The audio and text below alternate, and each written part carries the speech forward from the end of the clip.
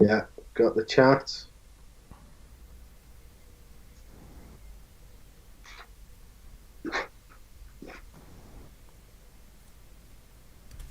And good evening, welcome. This is the Pro Synth Network live show, episode 9, 31st of May 2020. What a year it's turning out to be. It's just gone 8 p.m. here in the UK, midday over on the west coast of the US. What is it now? 5? No. What is it? You're 5 hours behind, so that's one. No. Oh, forget it. You know what time it is because you can just look at your clocks and watches. I don't know why you're having me telling you this.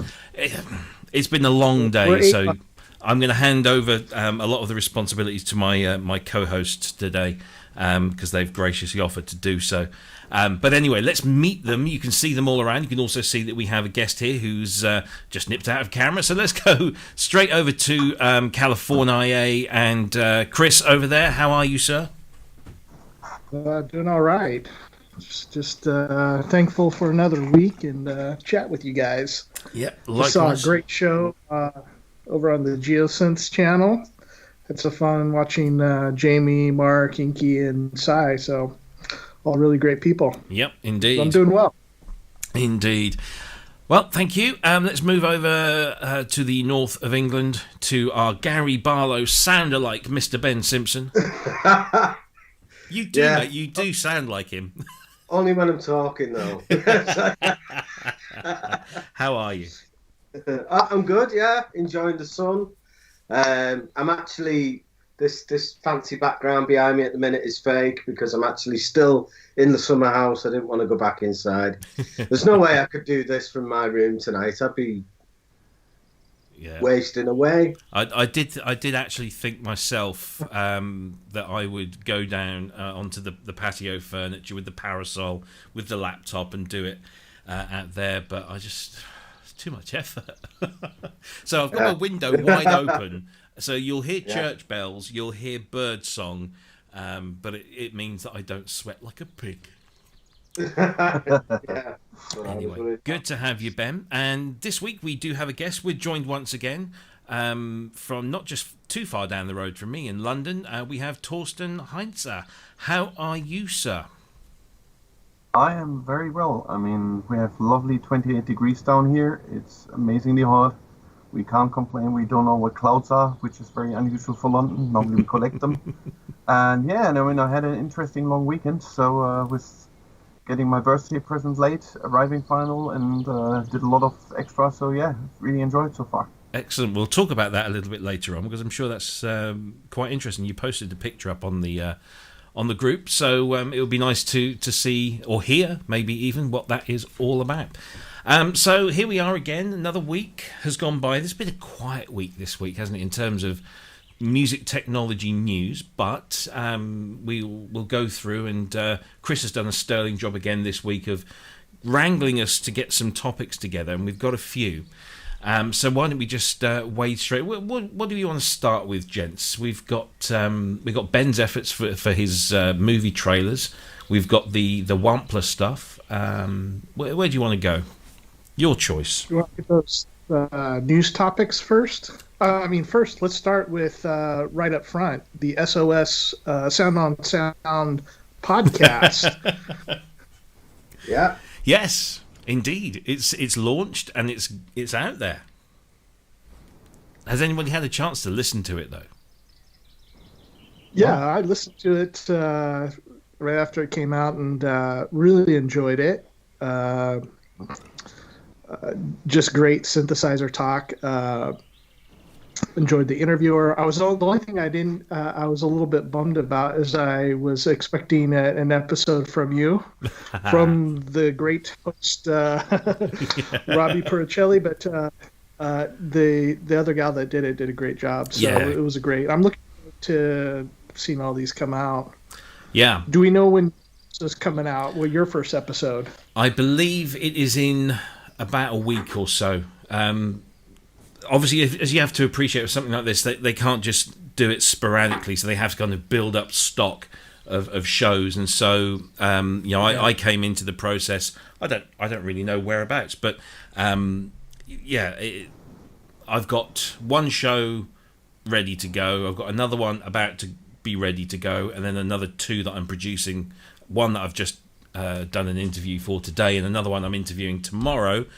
So they're all kind of stacking up in the bank, so to speak, and then they'll just go out. But it's not just myself; it's others. So Caro, who did the Suzanne Ciani interview, she's a fantastic musician, a really great individual. She also does the Delia Derbyshire Day charity, so empowering women in electronic music. And I attended one of her workshops. Didn't get involved, just kind of watched from afar with the Sound on Sound guys, and she got this room of people to make music out of found sounds, and they were going around the British Library just sampling things and then feeding them all into Logic or GarageBand or whatever it was they were using, and then exporting the file to Caro, who would then sit down and within minutes create a pretty good 5.1 mix. And the guys from Genelec were there with a massive sound system, 5.1 sound system, and they were replaying all these people's creations, and these are just workshop attendees, no professional musicians anywhere, and it was just brilliant. She's so good at doing that, so inspiring. And to have her interview somebody like Suzanne Ciani of that caliber as a kickoff, it doesn't get much better than that. So that was good. But there was also, the other shows are really quite fun. There was the one about the snare drum. I thought it was great because that's a typical synthesizer meme, isn't it? You can't get your snare drum right. Well, here's a 15-minute podcast that teaches you how to get your snare drum right. I thought it was great. So some really good stuff there. Yeah, it was fantastic. And it was really interesting to hear Suzanne talk about her history and her connection with with Don Buchla, and everything that came of that. Yeah, and it's good to see that whilst she kind of drifted away from the company, she's now kind of back there doing some great stuff. So, really interesting, really interesting. So, I'm delighted with the launch, and don't worry, you will know when one of my shows is coming up, because I will promote the hell out of it. So it will be there. It's going to be interesting long term, this, isn't it? When there's like a great big wealth of articles that you can look to for reference. As time goes on, it can only get better and better, can't it? It's a great thing. Yeah, I think we should have done it sooner. Yeah, well, I think they did something a few years ago, and I'm not quite sure why they stopped doing it, but now they've got back to do it. I think they've now realised that podcasts are, really, they've really taken off massively, and it's a good revenue stream, because once you start hitting those certain numbers in terms of subscribers and downloads, then you can really start to monetize that with advertising, discreet but subtle advertising. And Sound on Sound are very much a commercial organisation, but very professional in what they do, and they want to do it right. And so it's good to see that they've. I don't know why they've recruited me then, but hey, I can't complain. Anyway, so that's Sound on Sound podcasts. They're available. There's at least 3 there now, and there'll be more added each week across the whole 3 channels. So that's good. Yeah, and don't do what I did. I pulled up my podcast app and I searched SOS because I'm just thinking about the logo. Like, I'm not finding this. What am I doing wrong? Oh, Sound on Sound. Funny story. So when I wrote something, an article, and because now I know the Sound on Sound, guys, one of the MDs hurriedly emailed me one day after I'd published this thing, because I'd written Sound on Sound, and because it's a brand name, it has to be written exactly like that. But because on is a small word, so therefore it shouldn't normally be capitalised. I got pulled up and said, "Can you please change that? We're Sound on Sound." I was like, okay, right, got it. Shan't make that mistake again. But even SOS, you're not supposed to put S little O big S. So you soon learn. But yes, Sound on Sound podcast. I don't know. I think if you just search Sound on Sound, they'll appear at the top of your feed. Is that part of your subscription? Sorry, Cryss. Have you got subscribe online so you can have access to them, or is it open to anybody to? Yeah, I just use to my podcast app on my iPhone and searched it. Yeah, Right. It's a free to listen to. Yeah, this is nothing to do with the magazine subscription at all. It's completely free, and it's out there. And each show also has its own show page on the Sound on Sound website. So when you go, let me just tap this, see if I can. There's Kara's lovely voice. Can I get to that? Let me just pause her there. So yeah, if you click on the various things, you can go to the show, and there's links, photographs, more information. So it's a full-on, package of info and detail that you get. So I like the comment in the chat room. It's a mercy hire. Thank you. Thanks for the vote of confidence there. Anyway, let's move on. What's next? Well, how about the Wampler Terraform plugin? Oh, yes. Let's just bring this up onto the this page. So this is one of yours, Cryss. I'll let you take this one. Yeah, so I don't know how many of you guys have heard of Wampler. Brian Wampler was a guy that got a start by modding pedals, and he started building them. And so with the effects market, as you remember, way back in the 80s and 90s, it's like a lot of Boss and DoD. And in the early 90s, there started this kind of movement towards boutique stuff where people were starting to make remakes of classic pedals. And it's just set off this whole industry of boutique effects. And by, 2003 or 4, it was like really in effect. And so one of the guys that came out of, or companies that came out of that, was Wampler. And so he's been around for quite a while and is really well known in the guitar community. And I think he's kind of spreading his wings a bit. And so it used to be that he was just pretty much doing overdrive pedals, but now he's gotten into doing ambient things and modulations and all that kind of stuff. And I had noticed that there was a post about this on KVR, I think, that he was also starting to work on some plugins. So he's offered them for free. If you go to the site, you can fill out a form and download the plugins and check them out. And just another person that's come from one area of the music industry into another, and I'm kind of curious to see what he'll do with that, because he's been a great designer.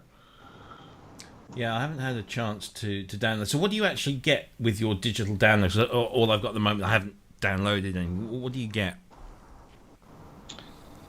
Yeah, so there's 3 effects. I had some problems, as did Thorsten, with downloading it. I guess you need to make an account first, because that download button is not working if you just fill out the form.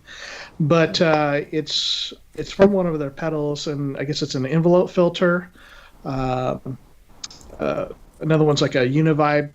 Again, I don't know, so Univibe, if you think Jimi Hendrix and his modulation, that was the pedal. It's like a asymmetrical 4-stage phase shifter. But if you think of the classic, like, machine gun kind of sound, it's that sound. And then, Thorsten, what was the third one? Was it a chorus? I think it was the chorus, yes. That's what I was interested in, yeah.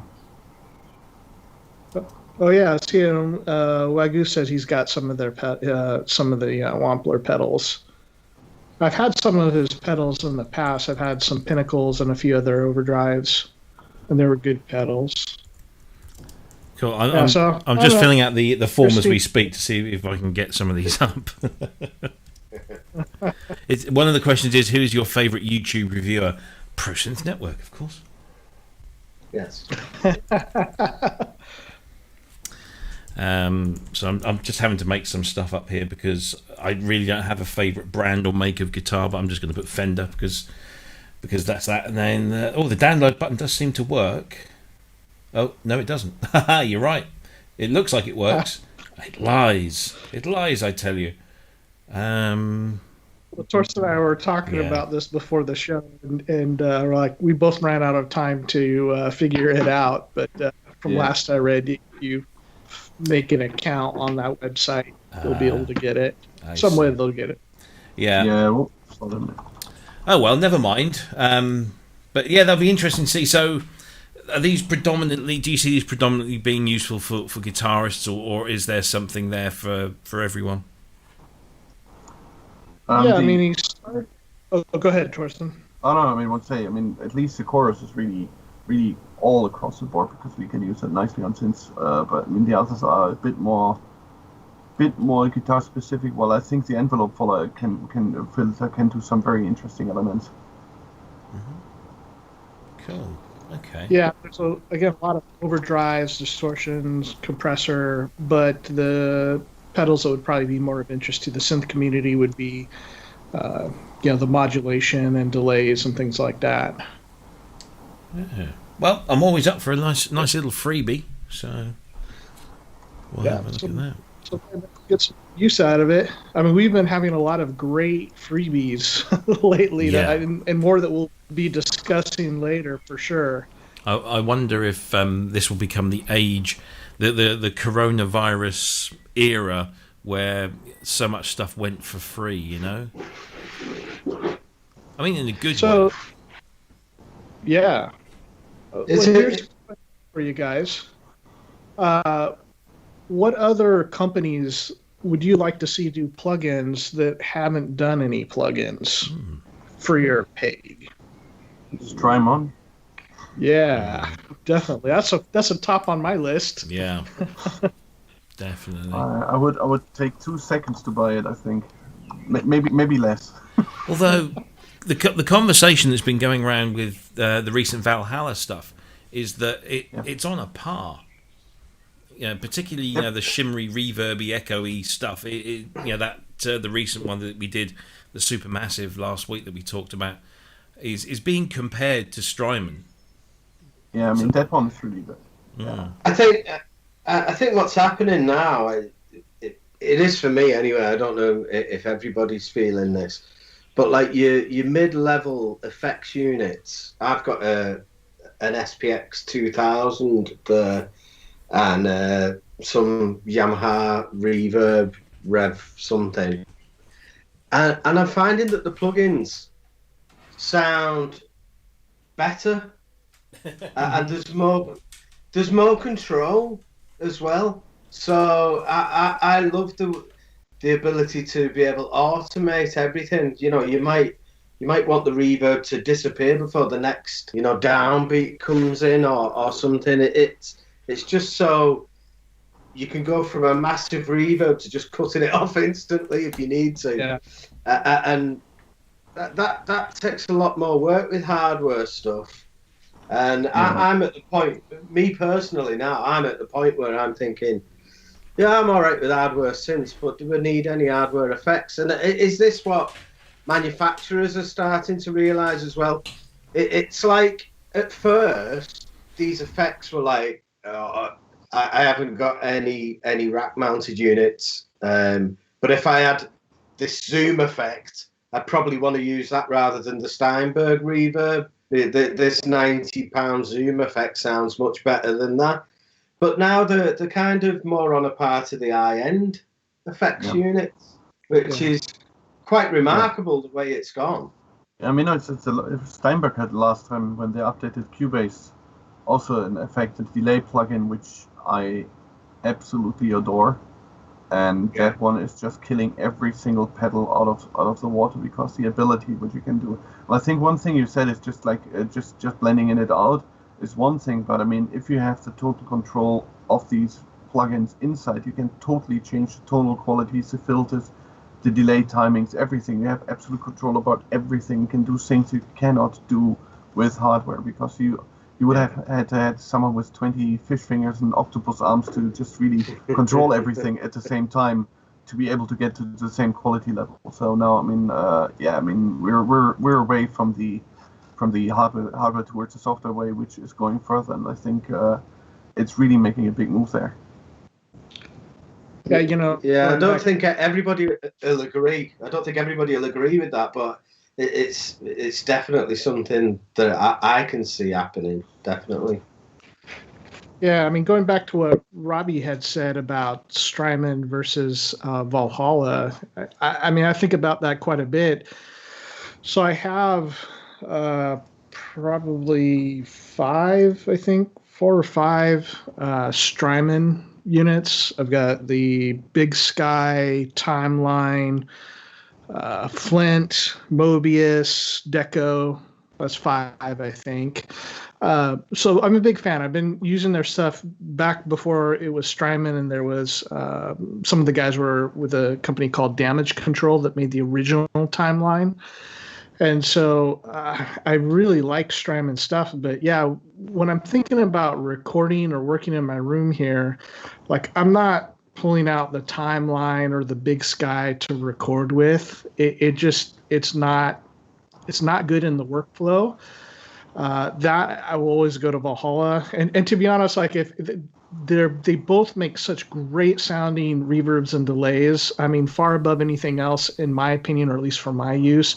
I don't care for. I have Eventide stuff, but I don't, both software and hardware, and I don't really care for it that much.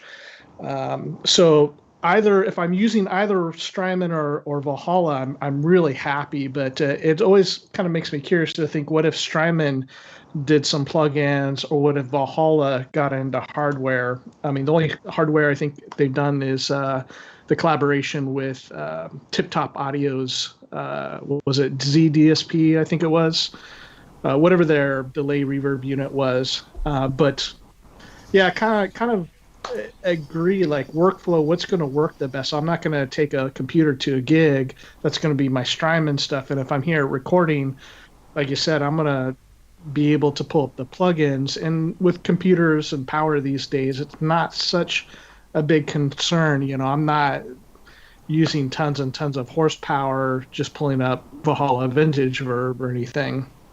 Do you think, and I don't know, does something exist on the market in the effect or the guitar effects world, shall we say, that resembles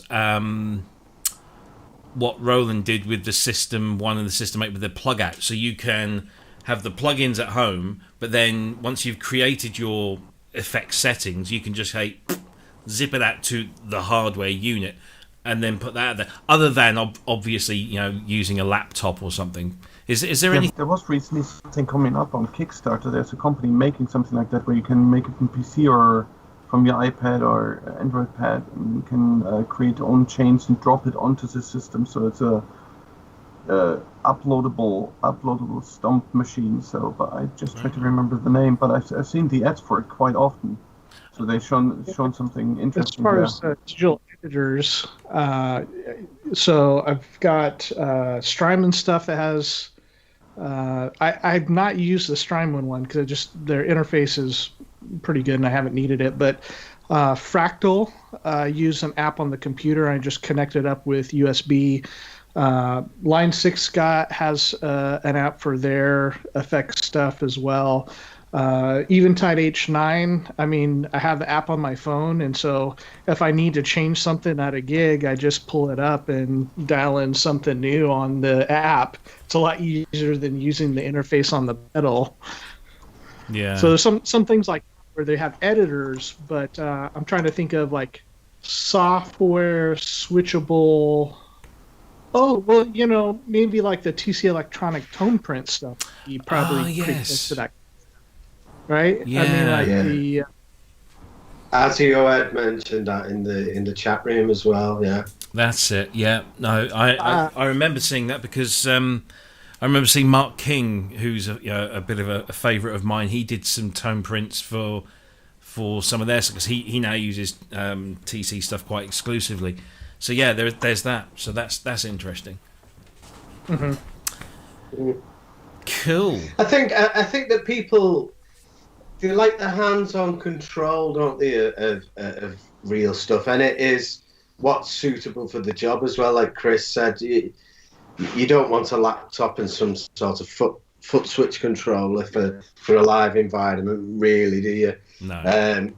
But was it Eventide? I don't know. Somebody made like a plug-in suite with like a control surface that went with it, and I think you might have been able to rack it up. That would have been that's like the happy medium for everybody, isn't it? Because you've got that kind of hands-on control, but that refined automation as well. Yeah. Especially if you could actually do the plug-out thing that, like Robbie suggested, I mean, take it to a gig. That'd be fantastic. I found one thing which I was looking for. It's called Mod Dwarf. So it's literally like a VST plugins you can load up into the system. You can make your own chains and change everything on the fly. That's what I was thinking about. So that's pretty much what you said. So really interchangeable, make anything. It's plugin specifically for the system, but you can make everything and store it and take it then along to your gig. It's a stomp box. Right. Because many years ago there was the KVR. What was that hardware unit that the whole forum was set up for and then died away?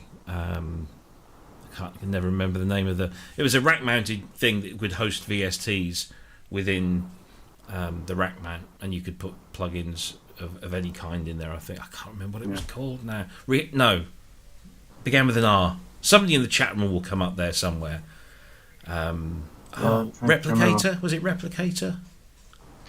Oh, it was VST instruments and effects and everything. It was just more or less a computer in a box. No? Yeah, without.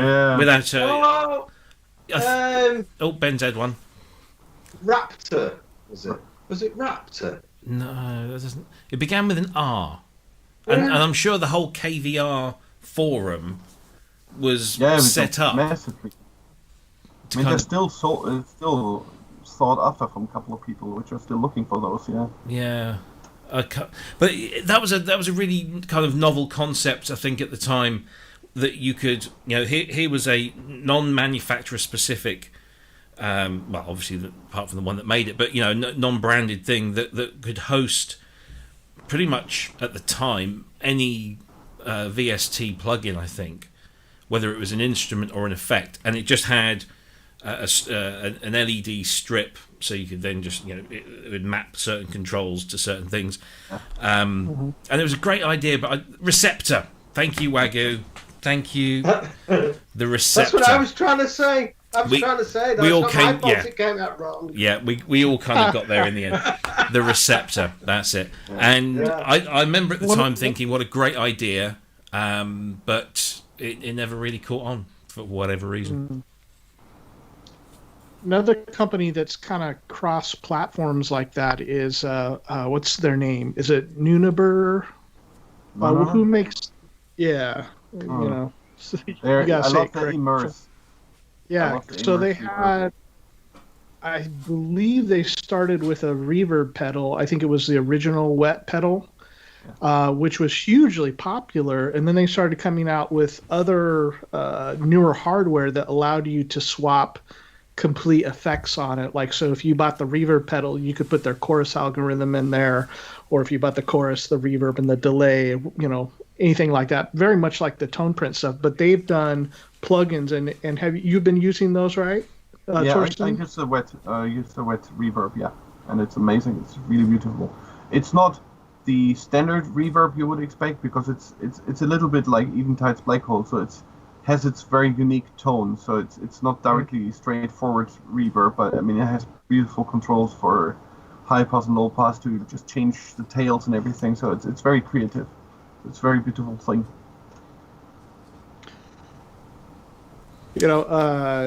Sasquatch reminded me of something else. So I'm not familiar with the Korg NTS-1, which he's talking about, but it just reminded me that some people tried this with hardware, where I remember seeing some multi-effects units that had modules, like actual physical modules that you'd slide in and out of them. And in fact, Line 6 did it about, 15 years ago, with the ugliest pedals ever put out. But the idea was good because you had a module that you would just if you bought the bass or whatever, you could just put, a flanger in or reverb or delay or whatever into it, which was kind of an interesting thing. I don't think the execution on it was quite so good at that time. Because Line 6 were part of a generation of businesses that did. There was the line. Was it the Pod? And the Pod XT, there was versions of that, and then I think Behringer came along and did their version, version. Yep. And then I also remember that in Reason, Line 6 had a tool in there that was a kind of a collection of models, from the hardware. I don't think the two were interchangeable, but there's what's the guitar company? There was a guitar manufacturer, began with V, I think, that had built-in modelling technology actually into the body of the guitar. Again, because I'm not a guitar guy, I don't really... I just remember being on an Alesis stand at a show, and these guys were next to us, and I hate having guitar demonstrations going on next to me when I'm trying to talk about synthesizers. But this guy was really good, and he had literally just his guitar and an amplifier. Are you saying that? No. Nice one. And he just got his guitar plugged into an amplifier with no effects whatsoever. Everything was on board the guitar. Variax, that's it. Thank you, ASIO Head. You see the chat room? Line 6. Variax, yeah, that's it. So is that line 6? That is line 6. Oh, okay, right. So there you go. Yeah, I don't know if they bought a company out or if they came up with themselves, but yeah, line 6 does have those. Gotcha. And yeah, not effects. It was modeled guitars. So with a switch, you could go from like a Telecaster sound to a Les Paul. Right. Yeah. And, yeah. It was good. Yeah, kind of. It was good. Idea. But I don't know whether there was a software hardware integration thing going on. Yeah, and let me tell you a little secret too about guitarists. So those certain type of guitarists that turn up too loud and annoy everybody, they annoy other guitar players, more sensible guitar players as well. So you guys aren't alone. Having played in numerous guitar bands over the years, I know exactly what you mean, because there were two. In the last band that I played in, there was two guitarists. The lead guitarist, who was really, really serious about his craft and practiced every day, and it was just brilliant. And then the other guy, who was just like kind of the rhythm guitarist, who thought he could play a bit of lead but couldn't really. And between songs, even in rehearsals or even out live, he would be the one that would just be going, "Shut up!" On it. And you could even see the lead guitarist look at him going. So yes, I'm sure they're. But then I'm the drummer. What can I say? God, can't shut the drummer up. So I can't use my background anymore. Look at you with your Simon Alexander background. Oh dear. If only. How many Fairlights? Yeah, oh God, don't. Yeah. Don't. So there you go. That's Wampler digital downloads. If you can get it, try them out. Yeah, I managed it. Oh, you got it? Yeah, I managed to get it downloaded now, so it's just making the account work straight away. Okay, so you make an account, then you go to the downloads. Yeah. Gotcha. Yeah, I mean, they deliver them from PC in VST3 format, which is pretty nifty. So it's a Terraform Dimension, which is a chorus, the envelope filter, and the U-Vibe. Cool. Yeah. And are they Mac versions of those as well? Yes. Good. Yeah, you can choose PC and Mac, yeah. Oh, lovely. Good stuff. So there you go, Wampler. The address is wamplerpedals.com.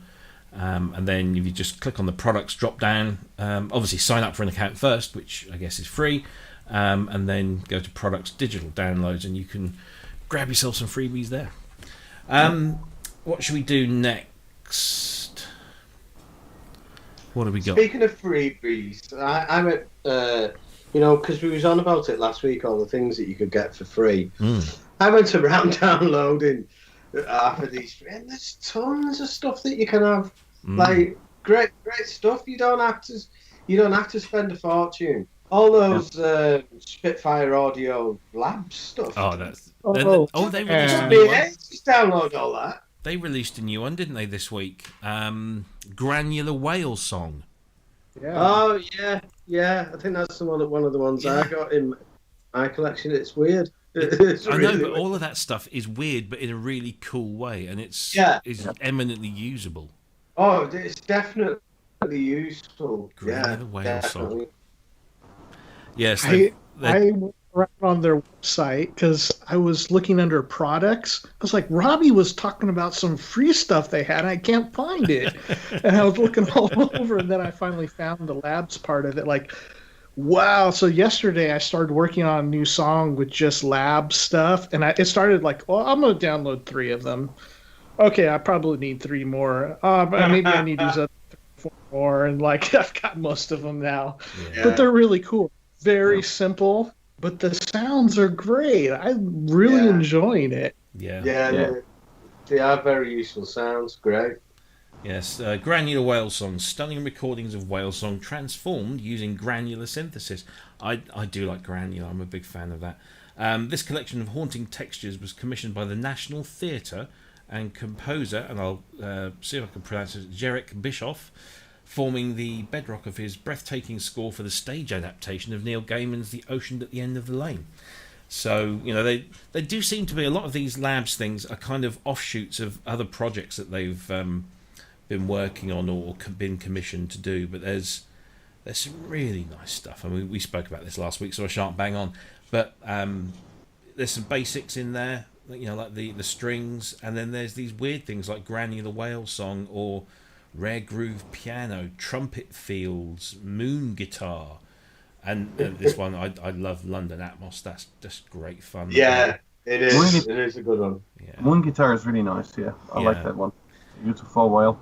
It's just a great collection of stuff, and it's clearly, you know, that I do like Spitfire Audio's modus operandi. I think their whole ethos is, we make great stuff, and it's not necessarily the cheapest in the world because it is good, but we also like this sense of community and people using stuff and bettering themselves from it. You know, the amount of stuff, even if you don't buy their products and just watch their YouTube videos, they're just full of amazing, not only just, you know, interesting stuff. They do some great interviews there as well, but just techniques and discussions about, you know, using their products or just using any products.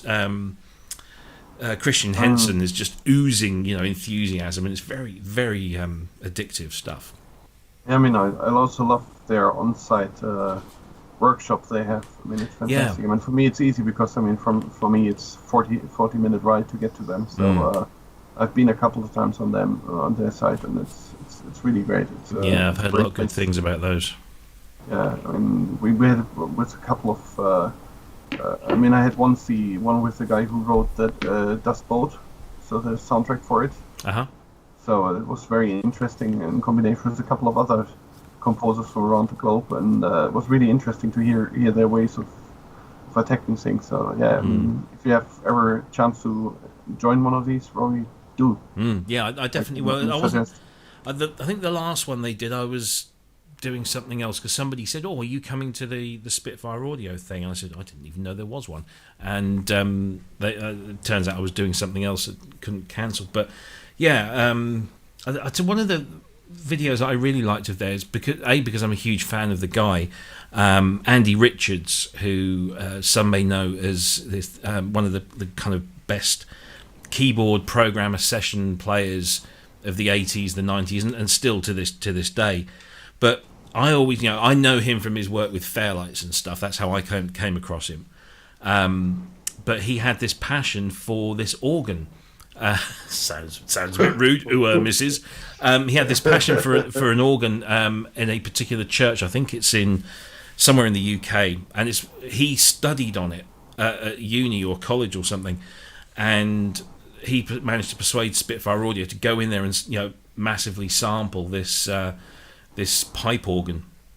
And I never had him down as a pipe organ enthusiast. You know, he's a Fairlight guy, he's a PPG guy. You know, but no, he cut his teeth on this thing. And they did this interview, and at the end of it, I just wanted to go and buy this pipe organ. Not that I'd ever be able to use it on anything, but there you go. There's some good stuff there, definitely. But while we were on the subject of Spitfire, our very own Ben Simpson, who we witnessed his scoring skills last week with his short feature that he scored, but he's also entered into the competition they're currently running over with Spitfire in conjunction with I forget who it's all done with. It's WPO. Yeah, HBO. The competition is going to be judged by the likes of J.J. Abrams, Jonathan Nolan, Lisa Joy, and the challenge is to score a sequence from Westworld, the new season of Westworld, starring Aaron Paul amongst others. And the one talented winner will receive a Spitfire Audio Everything drive of over 70 products, 2.5 terabytes of sounds worth over £20,000. Looks lovely, absolutely lovely. But what you have to do is score some music to this scene from Westworld. Not Thorsten. You don't have to score to Thorsten. Let's get the camera shots right. Score to this sequence here, and I've got it up somewhere just about there. So let's see if we can get some audio from this.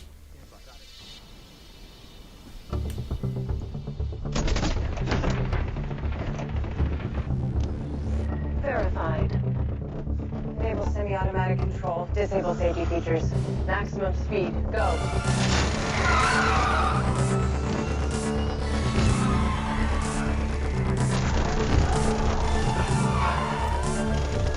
So I won't spoil it. You should go and definitely go and have a look at this.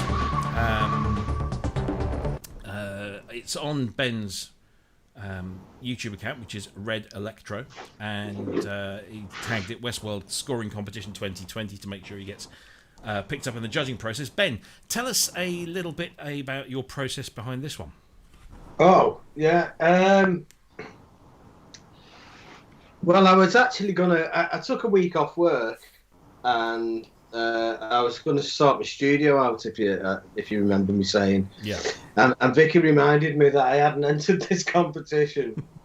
So I thought, oh, God, I better do that first. Anyway, I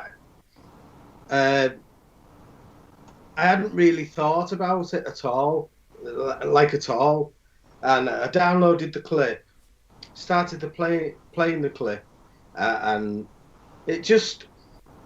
I don't know. It just said like 80s sci-fi to me, like, and I hadn't heard the original, like what the proper composers put to it, and I didn't listen to any of the other entries as well. So mine might be totally rubbish. I have no idea, but I'm quite happy to leave it that way because I'm like blissfully unaware of what what the other stuff's like. But isn't that probably the best way to do it? Because you go in there with watching other people's efforts, and you even subconsciously you'll get distracted by that, and maybe just think, oh well, everyone else has done something with guitars, so I better do something with guitars when that's maybe not your thing. Yeah, I didn't want anything to influence me, you know. Especially the original score. I didn't want so. Somebody commented that it is quite in line with what the show has, which I'm quite pleased about. I believe Thorsten's going to submit his entry as well soon. Yeah, we'll do also something. Yeah. So good luck with that one. Can you give us any insights, Thorsten? No, it's not yet on that level, but I mean, it will use synths and strings, so okay, cool. Yeah, it would be mixed out of that. That's what I felt at first. I thought it'd be good to do like like Daft Punk did on Tron. That's a great soundtrack. There, I wanted to do that like super futuristic, glossy thing, but like with orchestra stuff over the top, using me. BBC Symphonic Orchestra 49 quid job, and but when I put the synths down and a couple of fills and that, it sounded enough.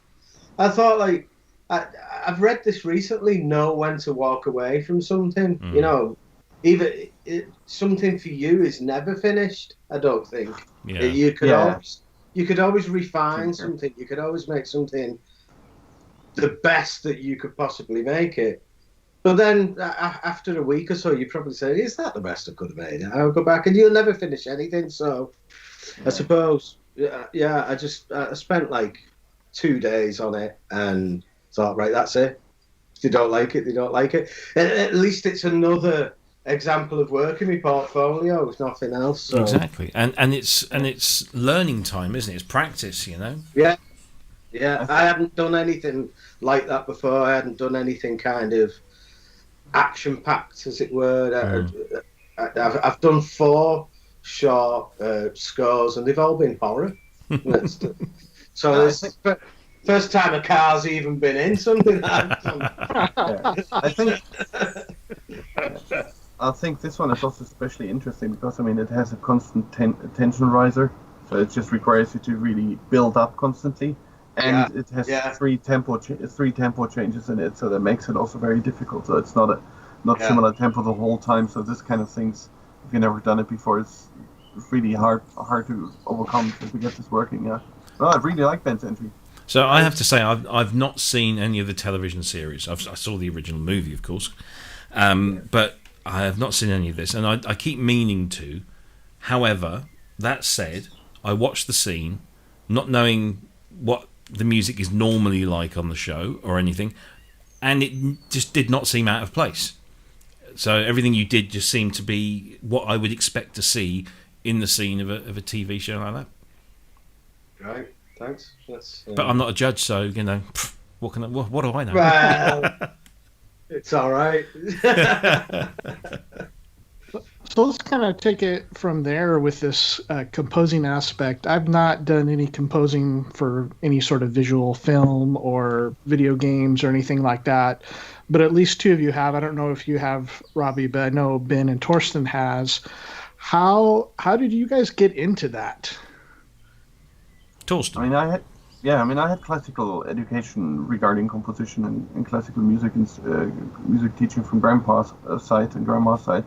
So, and I slid in mainly due to the fact that I worked in the games industry in itself and had the opportunity to write some track for a game. And from then on, it just really moved forward with project by project.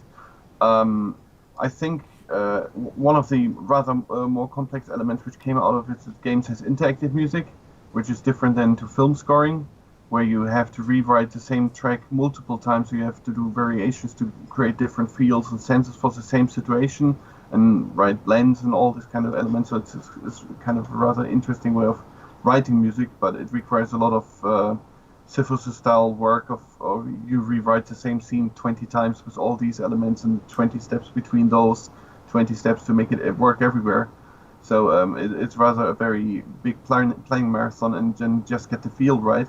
While when you work for something like this scenery now, which was one of your points now, is one thing with the visual layout, you first need to track really the main kick points. So you just really go and say, like, this is a major plot point which you need to compose against. This is a major point where your music need to hit this. And then the next thing after you found out these major points is also to find out the rhythm of the whole thing. And as I said, I mean, in this case it has lots of speed changes, which makes it really complex. So you have to figure out, until this point it will be like this speed, the rhythm will be like 120 BPM, and something between here and here it turns from 120 to 132, or which can be gradually increased, or you have something where you just suddenly switches up. Like in one scene it switches up, and one scene it gradually grows. So there are 2 versions of this in this track, which make it then very complex. And with modern DAWs, it's not a problem because you create then a tempo track. So you have the video in, you make your click track, and then you just make a speed track where you change the speed accordingly, and say this one at this point has 120, 100 to here it's 120, and then you switch it quickly up to 130, and then you have another scene where you go from 90 to 132, and you just make it gradually increase over time flow. So you just let Cubase figure it out and do stuff for Logic. So they help you put these things together. So that's one of the first things you do to just be able to work against the video. So that's one thing. And then another thing you do is usually you figure out some kind of catch line. So it's some kind of overarching melody arc, or maybe a background arc, which you carry over in different elements, and work from there on forward. So you just sketch out parts and figure out what kind of element you want to have where, where you need to do things like risers, shock elements, where you just make a surprise sound, breaks. Sometimes you even put silent bits. When you recently listened to something from me where I had something like where you also had a break in between, suddenly go fully silent and then just jumping back on. So there's a lot of techniques how you build up the tension for different elements to put the scene forward. And when you work against the movie, you also have the problem that you need to distance yourself from when they communicate. So you just take yourself a step back musically when they have conversation. So you just drive it during, like ducking out in techno. You would duck yourself out and just make yourself go back, but you would just musically duck yourself out. So you just make these parts more sparse, so that you just don't overshine the communication, so that the focus of the audience is still on the communication instead of the music at that moment, because it's the more important bit. And then you can use some bits to create some kind of tension to the direction where you go next, and then pick up as soon as I finish. You just pick up with the next beat and drive it from there again. Yeah. So after all of that, does making like a regular pop song seem a little bit boring to you? It's different. No, I think because you do that on a frequent basis, I would say rather there are just more the highlight you're looking forward to, because it's far easier. It's far different, and you're not so restrained.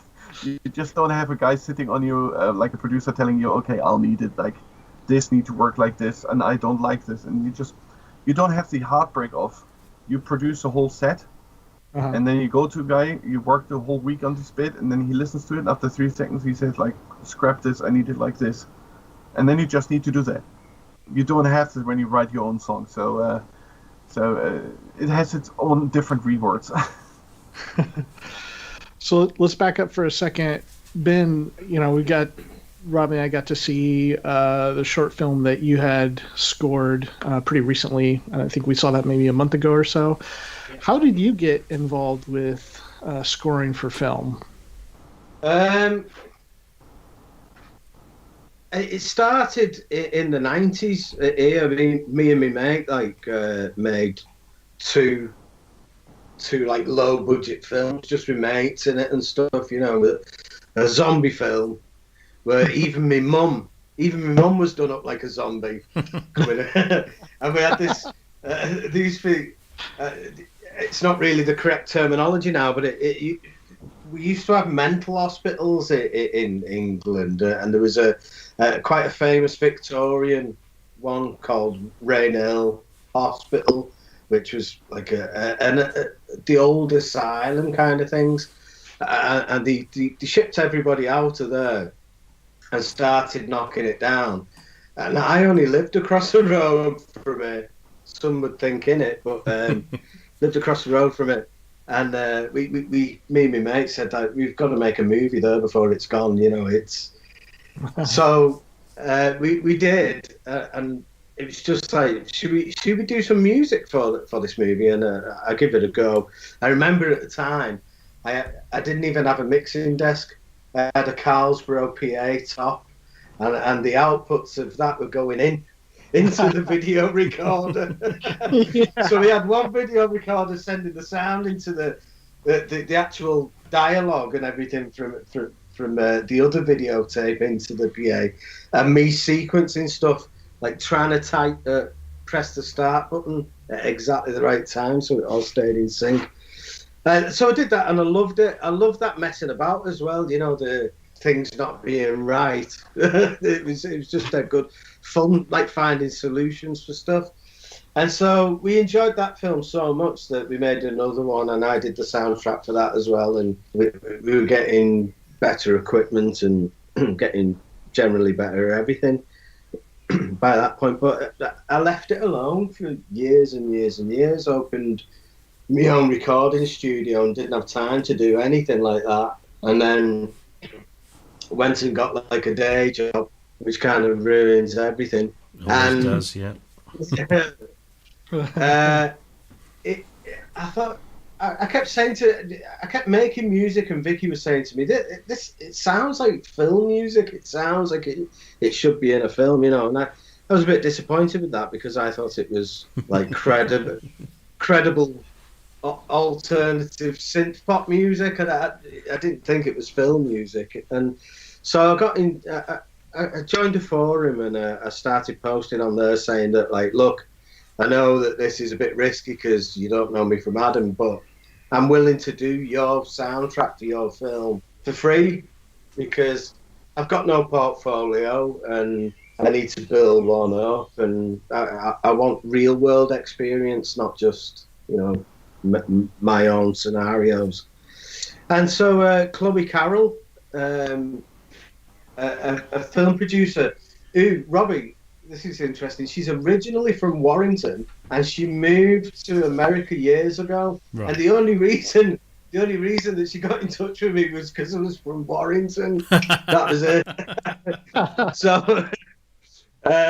So she gave me a go on a film called Ticks, and I think I did all right, but I was very much finding my feet. You know, I'd never actually done a score with a modern door and all this other stuff, and didn't know about lining the video up or anything like that. But she seemed to like it. There wasn't many changes, just 2 or 3 small changes in the score, so I did them. And then they asked me to do Delicious, this most recent one, and I was made up to be asked to do that, and I feel as though that's a lot better than the first one I did. But then I feel as though what I've done for the Westworld thing is better than, sorry, but it's probably better than what I did for Delicious. You know, you just need to do it a lot, don't you? You need to keep doing it and learning that craft. And like Thorsten was saying, like, when things aren't needed, knowing, you know, I need to back off here. It's you know, this is a bit where things need to breathe a little bit. But yeah, I prefer it. I prefer it to just doing music. I think my angry young man has got pipe and slippers on now, so he's got nothing to shout about. You know, I'm not complaining about anything, but to work with visuals is a great way for me to still be musical.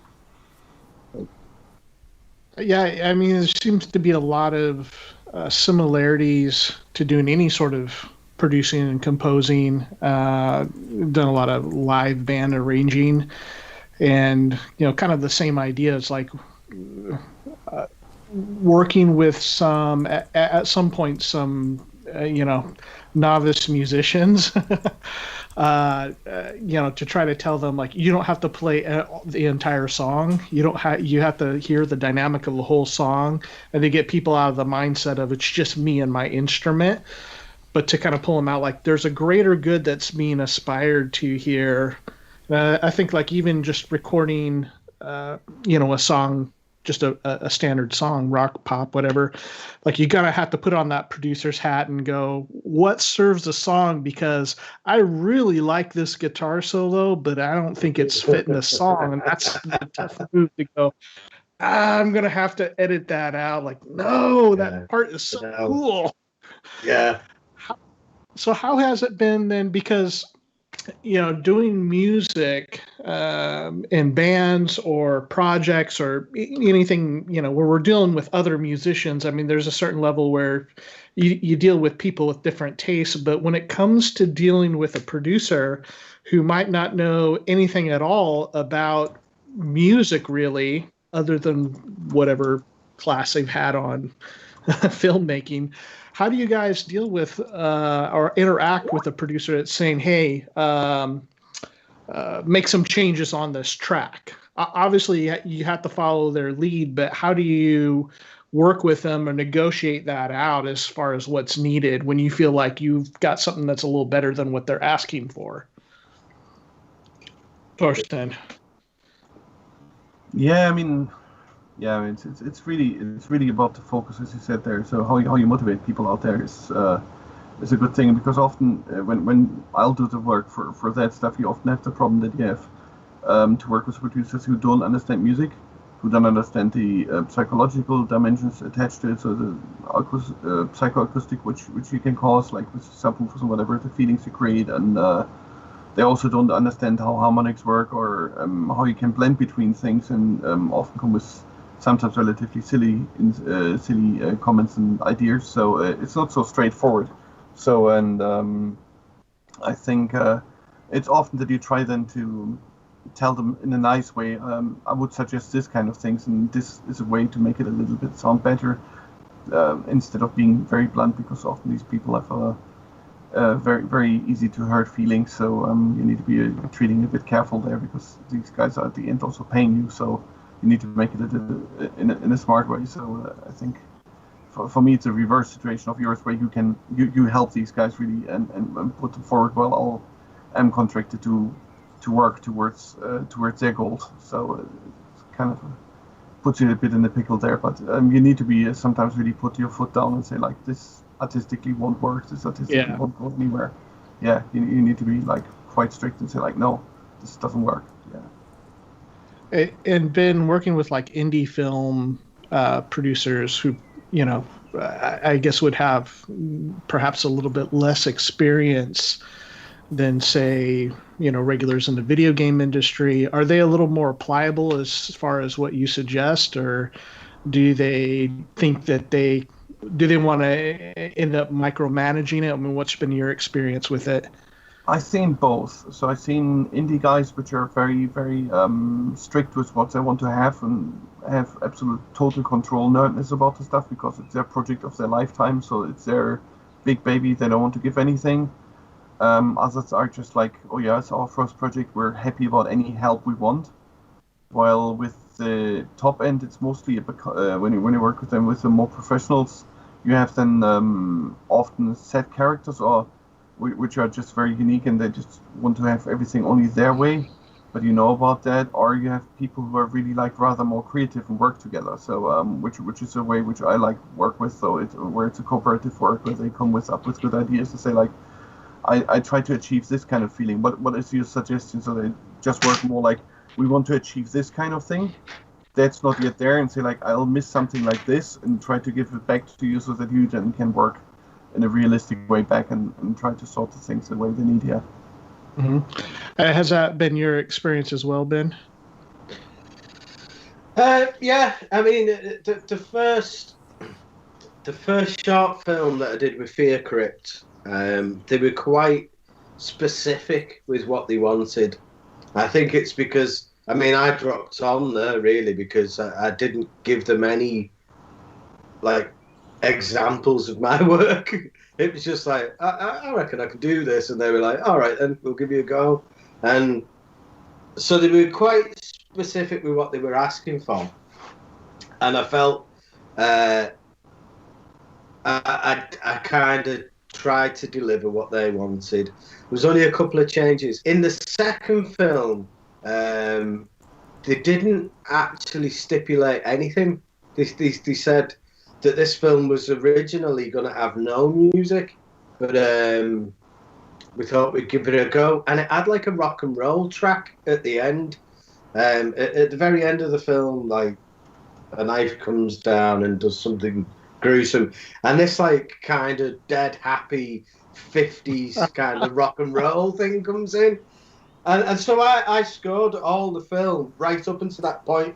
When that blade goes down, my score just stopped, and then what they had took over, and I sent it to them. I thought, yeah, this is good, it's all right. I sent it to them, and they got back in touch with me and said, it's brilliant, we love it, we like it so much that we don't think the rock and roll thing works at the end anymore, so can you write a new bit for the end? And I was like, oh God, I don't know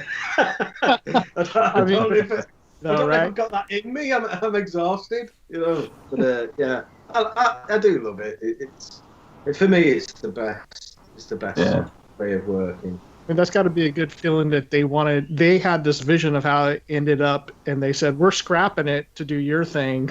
yeah, it was quite a surprise, especially with the way they were on the first film. You know, they were quite micromanagey, you know, and scared that I wasn't going to do it right, and then just a free reign in the second one, and I ended up changing their own plans. Robbie, you've done a tremendous amount of work, podcasting and interviews and that kind of, what would your advice to someone, if I can talk, what would your advice be to someone who's going to have to be working with other, let's say producers? When you're the content producer, what is your advice? Don't be precious. Don't be precious. I get very personally offended or upset if somebody says, I don't like this. Mm-hmm. And many years ago, I would say, what do you mean you don't like it? It's, now I go, and then I go away and I stew a little bit and think, I feel hurt and offended, and then think, no, actually, they've got a point, and it drives me on to do something better. And I've got better at doing that. And I think that when you're working with other people, and I can call on very recent experience where I sent something off and said, I think this is it. I think this is good to go. And they come back and say, can you change this? And can you do that? And can we maybe not do this or do more of that?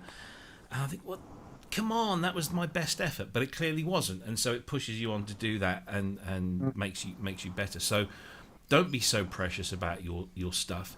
You might think it's great, and also have confidence. At the same time, don't be precious, but do have confidence you are doing a good job, and don't let criticism knock your confidence, because if it does that, then you're on a slippery slope downwards.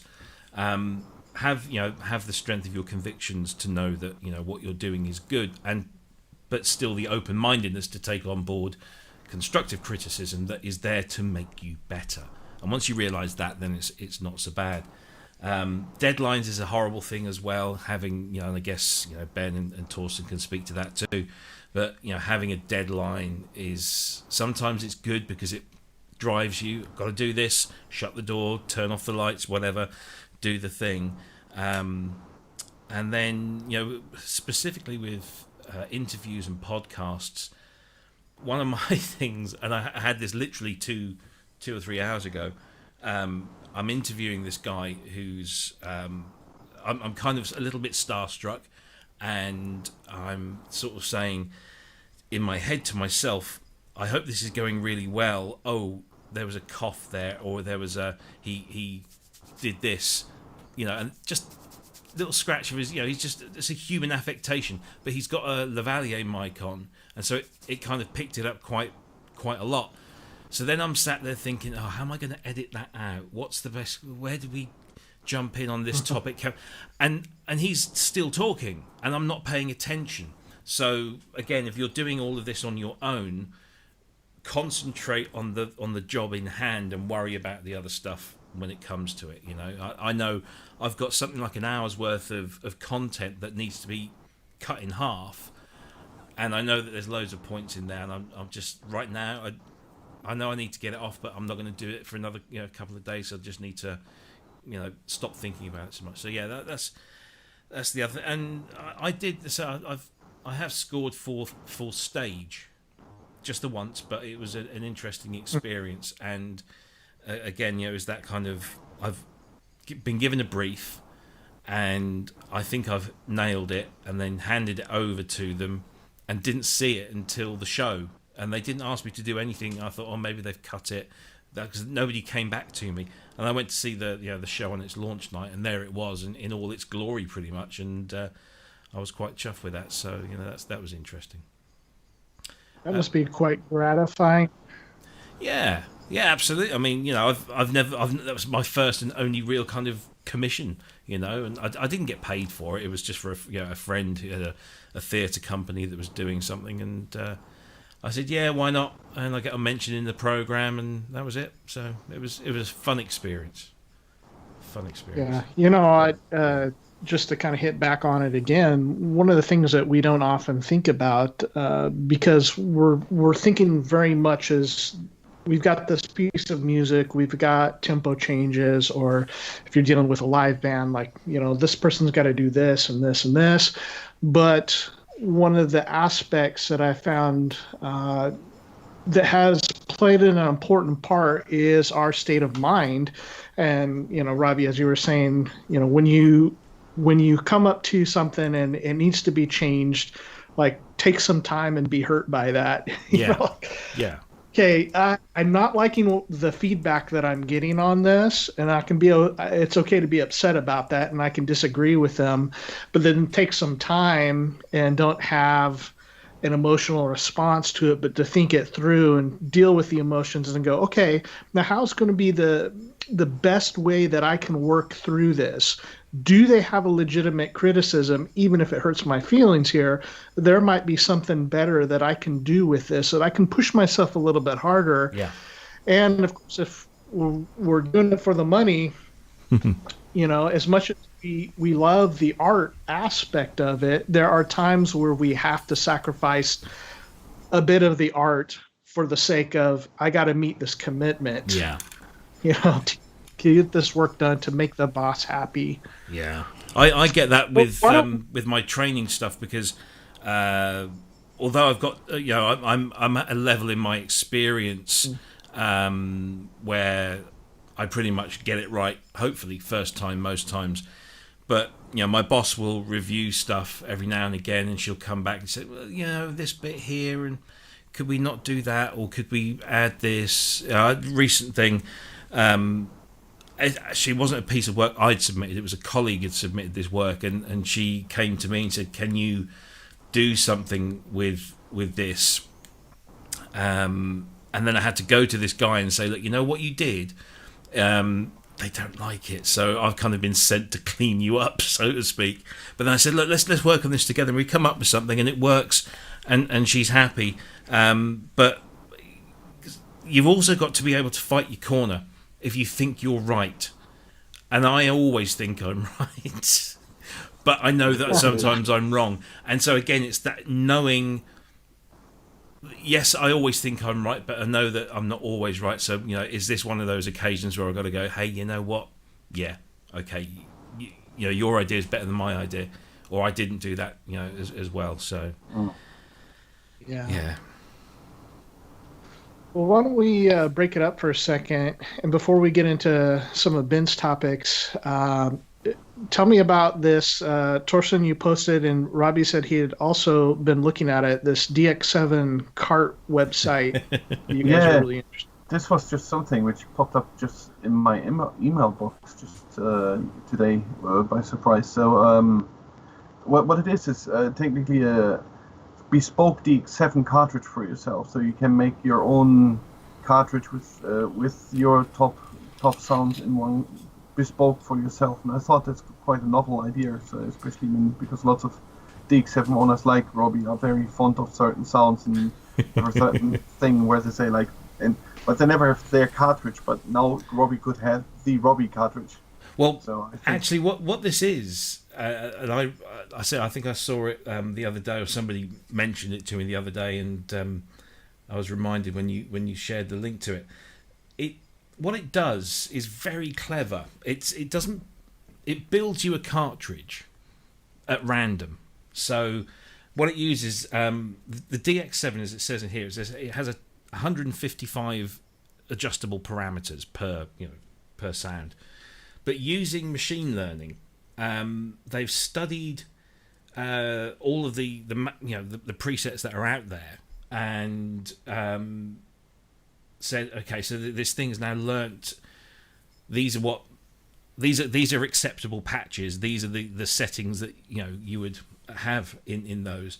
And using that, they say that they've reduced the 155 parameters down to just 8. And then the model can then choose these 8 numbers randomly and map them back to the full 155 parameters that it has learned to do by analysing pre-existing presets that are out there. Each cartridge is generated in real time by sampling 32 sets of these 8 parameters and then compiling them together in real time, and it generates 99.9% unique voices. And so it's highly unlikely that any 2 cartridges created on this site will ever be the same. So what you do is you just go to this thing here, click here to generate cartridge. So you do that, and then within a few seconds, over here, just wait for it to finish downloading. So there you go. So I did one earlier. It's a 4 kilobyte sysx file that you can just upload to a DX7, or a DX7 compatible tool such as DexEd, which I just happen to have open here. So there is DexEd. Now what we need to do is, if I just go to the location where I store my cartridges, and that's going to open up in a window somewhere, I don't know where. Where's that gone? There it is. It's on the other screen. So let me drop this one patch into there. So we'll just do that, and then I just need to restart DexEd to refresh, and we'll take a look and see what this cartridge has generated. So we go to there, and where is it? There it is. So it's come up with some real weird names, and let's see if I've got the audio patched in.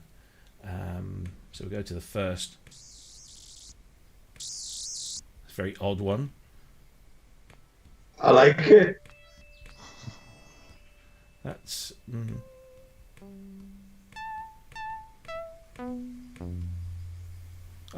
should have had my controller ready.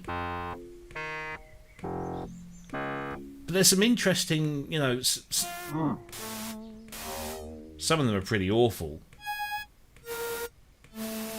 and some of them aren't so bad. As a jumping off point, maybe that's a quite nice, almost kind of an E-base.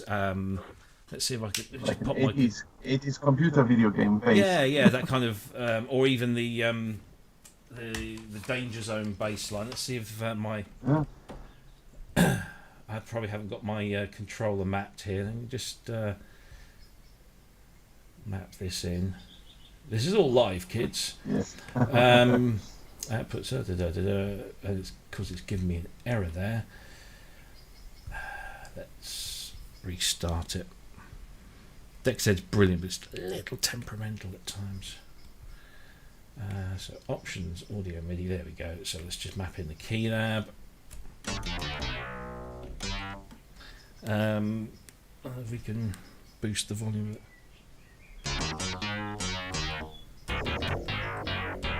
So it's almost that kind of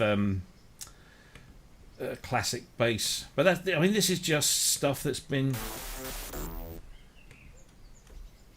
That's pretty much nothing.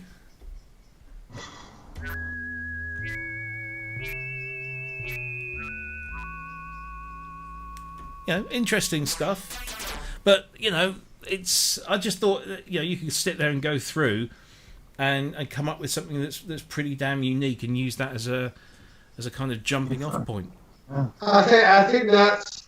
Oh, I've got a bit of an echo here. Oh. I think that's how they did the first batch of Moog Sub 37 patches. AI. Randomizator. Dear. Yeah, great. It's such a simple thing, but it's call this maybe a patch creation tool, and then after that point where you've created a number of patches that you like, you would be able to load that into a cart, which then could go into your DX7 or Dext. Yeah, so basically it produces 32 patches that are in a sysx file that can be uploaded as the standard phase 1 DX7, DX5, DX1 cartridges had 32 patches per bank. It would just happily transfer. I haven't tested it myself in the hardware, but it looks interesting. Sasquatch says it's no weirder than modular and then ducks. This is true. This is true. No, I had a really this conversation today with somebody with a huge amount of knowledge in the world of FM, and it was a real insight. It kind of we discussed the unwillingness of people to adopt FM because it's difficult to program, and he said it's difficult because it's different. And once you've learnt different isn't difficult. Yeah. And I thought, that's a fair point. You said so many people get into their heads. They start off with analog synthesis, and that's the kind of the jumping off point for them. But, you know, FM does it differently. But once you learn that, he said, I know exactly what will happen if I change these things, just like, you know, somebody would if they twisted knobs on an analog. Yeah, and that's very true. I mean, you know, most of my programming experience is on analog, or at least virtual analog.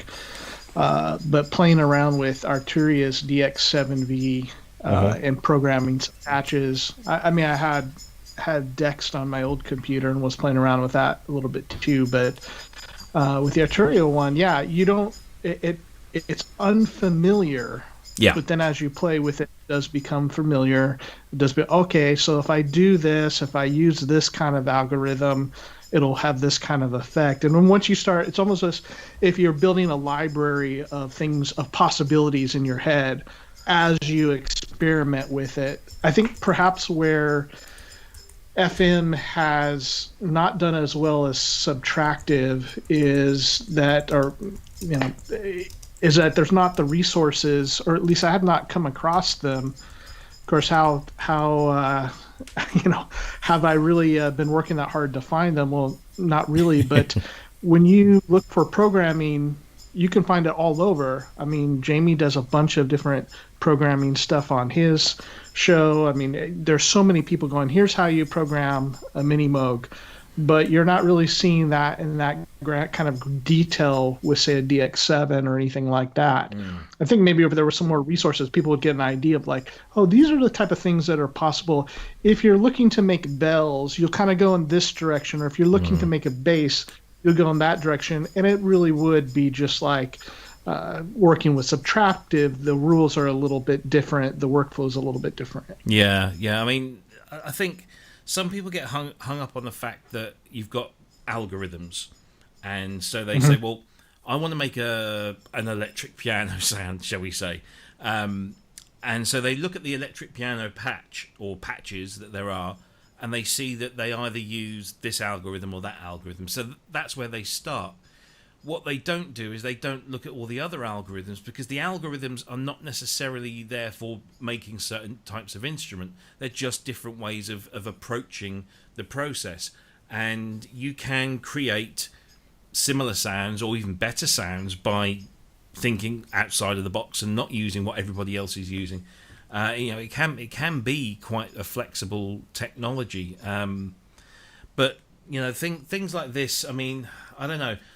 Part of me thinks this is great because, you know, you can just hit a button and get 32 random patches, and if one of them's great, how much effort have you expended? You know, one click, that's it, and then you've just, you know, auditioned, you know, 32 patches, and away you go. But Asio Head's in the chat room saying whose bird is tweeting there. It's not my bird, it's just the birds outside, but it's so damn hot in here, I've got to have the window open. So this is a great jumping off point, but on the other side, it's lazy. You know, it's not going to teach you how to program an FM synthesizer, which you really should do. I suppose if you did find a really great patch, you could kind of deconstruct it in the same way you were talking about electric piano or whatever. Oh, absolutely. But I will say, as a sound designer, that I am offended, and I'm worried about robots taking over my job. Oh dear, yes. No, it's. I don't think, judging by this, as much as this is a cool little thing, I think your job's safe. Else Cryss gets just metal arms and, you know, just gets upgraded to compete, you know. Cryss will have all these neural plugins, and he'll just sit there just generating patches just by, you know, thinking about them, and they'll just go straight to the internet, and we'll buy them. So I'm waiting for them to put microchips and all that stuff in me. I'm really scared of that. Like, no, I'm ready. I think joking aside, like one of the things that a human sound designer can do is think of applications of the sound that they're creating, can't they? It's like, oh, this sound that I'm making now, this is how we imagine a good sound designer works. Not like me. I just like kind of stumble through till something sounds all right. But somebody like Cryss, who knows what they're doing, thinks this would be brilliant for an intro, or make a cracking pad for a bridge, or but what a great synth solo this would make. It's all application of the idea, isn't it? Whereas, you know, however clever this intelligence gets, it's never going to have that hindsight, is it? That experience. Yeah. And, you know, the thing that I think about, too, is so long before I was into synthesizers, you know, playing, like, hey, you're a great guitarist. Okay. But a lot of people would come and say, hey, you got really great tone. I really like your tone. It was perfect. It fit. Okay, that's awesome. And then when I started getting into synthesizers and thinking about sound design, like, hey, I really enjoy sound design on guitar or live sound or whatever. How can I do this with a synthesizer? Because this seems like it would be really fun. And one of the things that I don't remember who said it. It was either a mixer or a mastering engineer, one of the big names that are making videos on YouTube. And I'm sorry, I don't remember who it is. And at the end of the day, what he said is like, you know, I have plugins. People know how to use plugins. I'm not doing anything that's really crazy as far as what somebody at home could do. I'm working at home. But his thing was, you're paying for my taste. You're not paying that I have such great technical ability. At the end of the day, you're paying for my taste. And I think that's the way that it works. And with sound design on synthesizers, how do I distinguish myself from anybody else? I mean, we have friends that are sound designers that are fantastic sound designers. You know, Jamie and Mark and on and on. And it's like, well, what's the difference between us? We can all turn filter knobs. We know how envelopes work. We know all the technical bits, but each person has a different taste. They have their, you know, we're all cooks. And sometimes you want a little Thai, sometimes you want some Indian, sometimes you want some Mexican. And you go to those different places. And I think that's really what it comes down to. Yeah. So, you know, this is interesting. If you can find some good patches out of it, great. Yeah, yeah. I think that's, you know, it's fun to play around with. I don't know how useful it will be. He mentions here, where are we? Let me just get the thing back up here. No, that's Thorsten. I keep picking Thorsten because he's right next to the guest cut just there. So it's right. There you go. He's still with us. So it says here, why choose such a bad format for audio software? No. I've prototyped a version that can be used live, but it requires a fairly specialised setup. I don't know what that means. Not entirely sure, but whether creating sounds, I don't know. But yeah, it's interesting. I actually think that's quite a nice, quite a nice image. This kind of stereotypical synthwave, auto-generated background that seems to be the craze when they're doing their artwork. Yeah. I did a little synthwave project, and I did one of these things, and I thought, yeah, that looks cool, and then 3 seconds later, yeah, that looks like everybody else. So I ditched it and got somebody else to do something for me. I've just noticed this on my desk before we move to the next topic. I bought a new gadget. Okay, a new piece of hardware. It's not maybe something that you'd normally have. I bought a little digital audio recorder, and that's a Coke one. It's a Tascam DRO5X. Sorry, I'm pointing at the light, but it should be at the camera. So it's Tascam, so it's obviously of a fairly good reputation. And I'm blown away by. I see people who make YouTube videos use this to capture the audio from their synths and stuff, and then they just sync it all up in software. And forever I've been thinking I really ought to do something like this, and rather than trying to route it all through a mixer and stuff, let's just record that and then sync it later. And the quality of this thing is 24-bit. It can go up to crazy sampling range for WAV files, but it can do MP3s as well. And the audio quality is stunning. Obviously, it's digital. I mean, the last time I had one of these, it was micro cassette based things. But it's also a 2-in, 2-out audio interface. So you just plug in the USB cable on the side there, and it shows up as a 2-in, 2-out audio interface, which I thought was very cool, because now I don't need to take a bigger one with me when I go travelling. I can just throw this in my laptop bag with a USB cable. It works on Mac, Windows, and iOS as well. So if you're into iOS stuff, this can be a 2-in, 2-out audio interface for iOS. And you just have a little tiny little micro SD card in the side. It's got a what do they call it? The tripod socket on there, so you can mount it on a tripod. I could even do. I was thinking about it. Had I had enough time, you can even set it up. I could have used it as the microphone for today and just had that there and got rid of this thing. It's just brilliant. £79. I know it's also small enough that you could use, say, like a phone holder, like those mounts, tripods. One around here somewhere. Yeah, but I've got little clip ones that goes.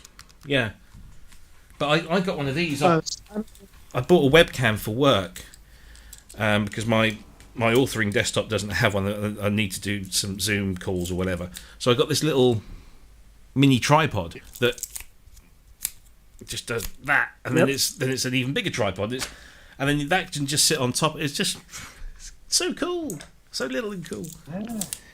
So Simon wants to know that a Zoom.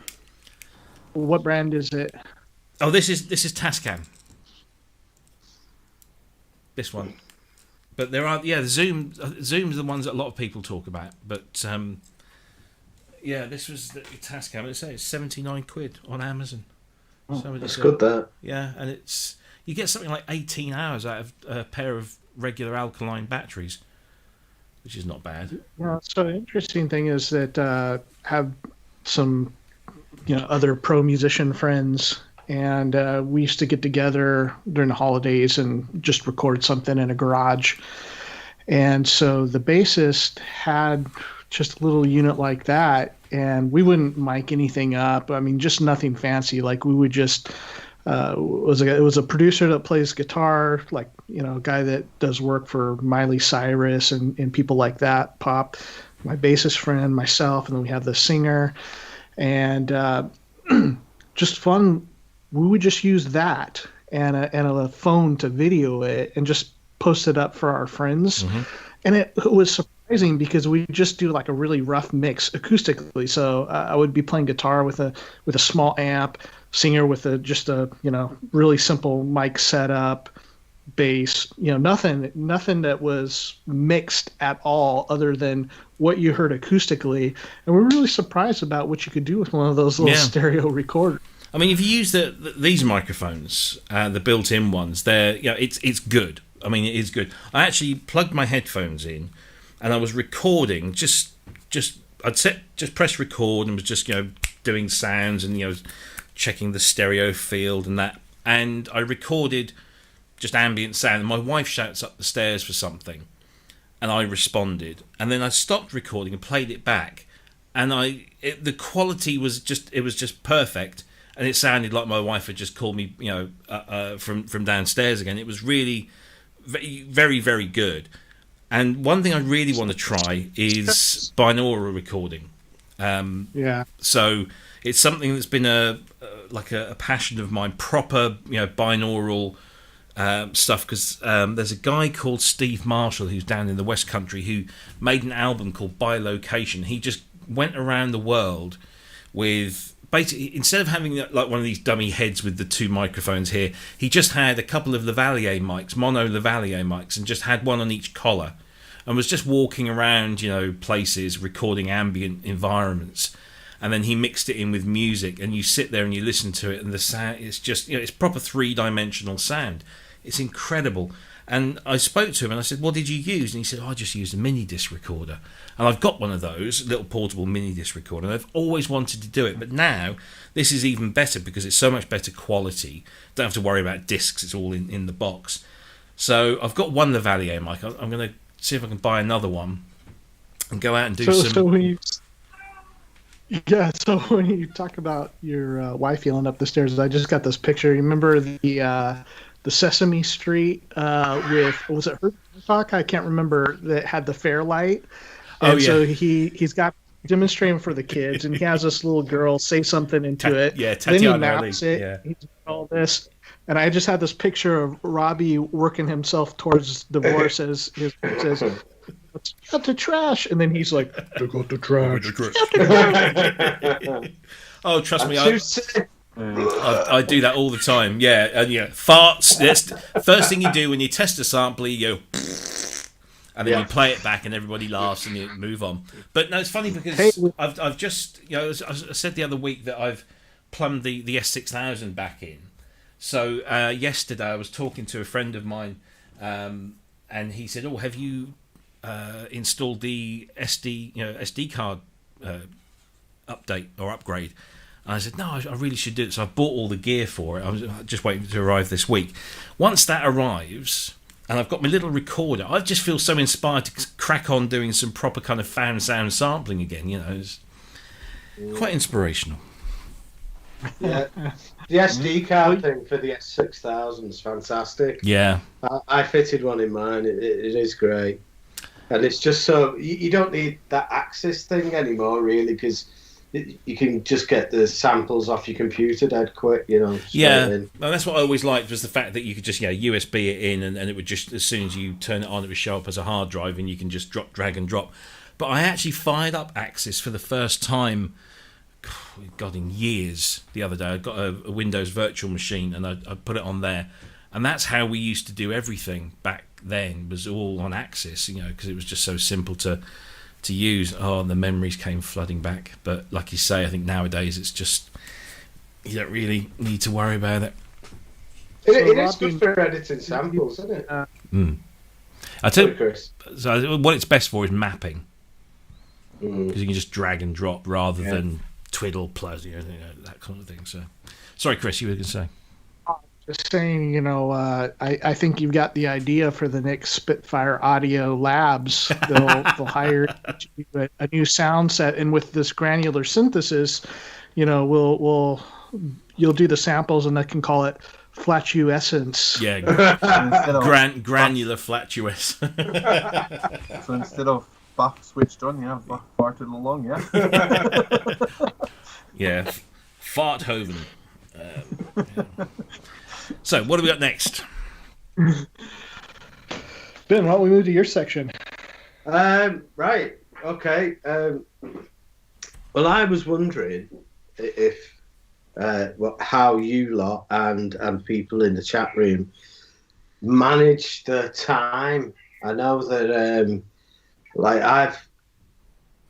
I feel it's great at the minute with lockdown, but normally I don't have a lot of time. I've got a day job. I've got other commitments that I tend to.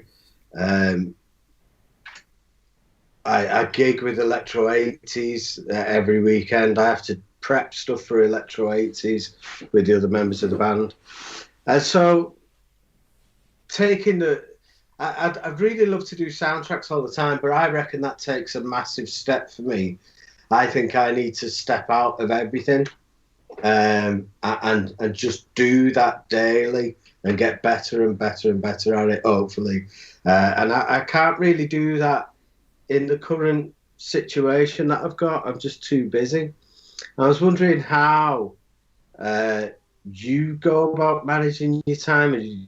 Do you reserve time for, like say, Chris, for instance, you do your own music, but you've also got your sound design business that you've got. So do you allocate blocks of time to different things? Thorsten, how do you go about it? Robbie's got 1,000,001 things going on at the minute. How do you still make sure that you've got time left for everything else? Have you got any? I think I'll go to Thorsten first. Have you got any tips for making things quicker, or so how do you go about it? Yeah, I mean, with as you said, making things quicker. One thing is the preparation. Yeah, that's one thing where a lot of change happens, where you save up time for that, because I'll often, when I don't have anything right on the plate, I just design around, make some soundscapes, do some melody lines, put some stuff together. Anything what I have as ideas and store them away. So snippets to put in place, which I can then reuse at given moment when something comes up. I mean, as you said, with barely time, I mean, I've got 3 kids, so my main composing times are like 5 a.m. to 7 a.m. before they wake up, and then after 8 o'clock, somewhere when they sleep, except they're at school, and I'll have free time at home. So yeah, I mean, I'm trying to stack things also a bit around.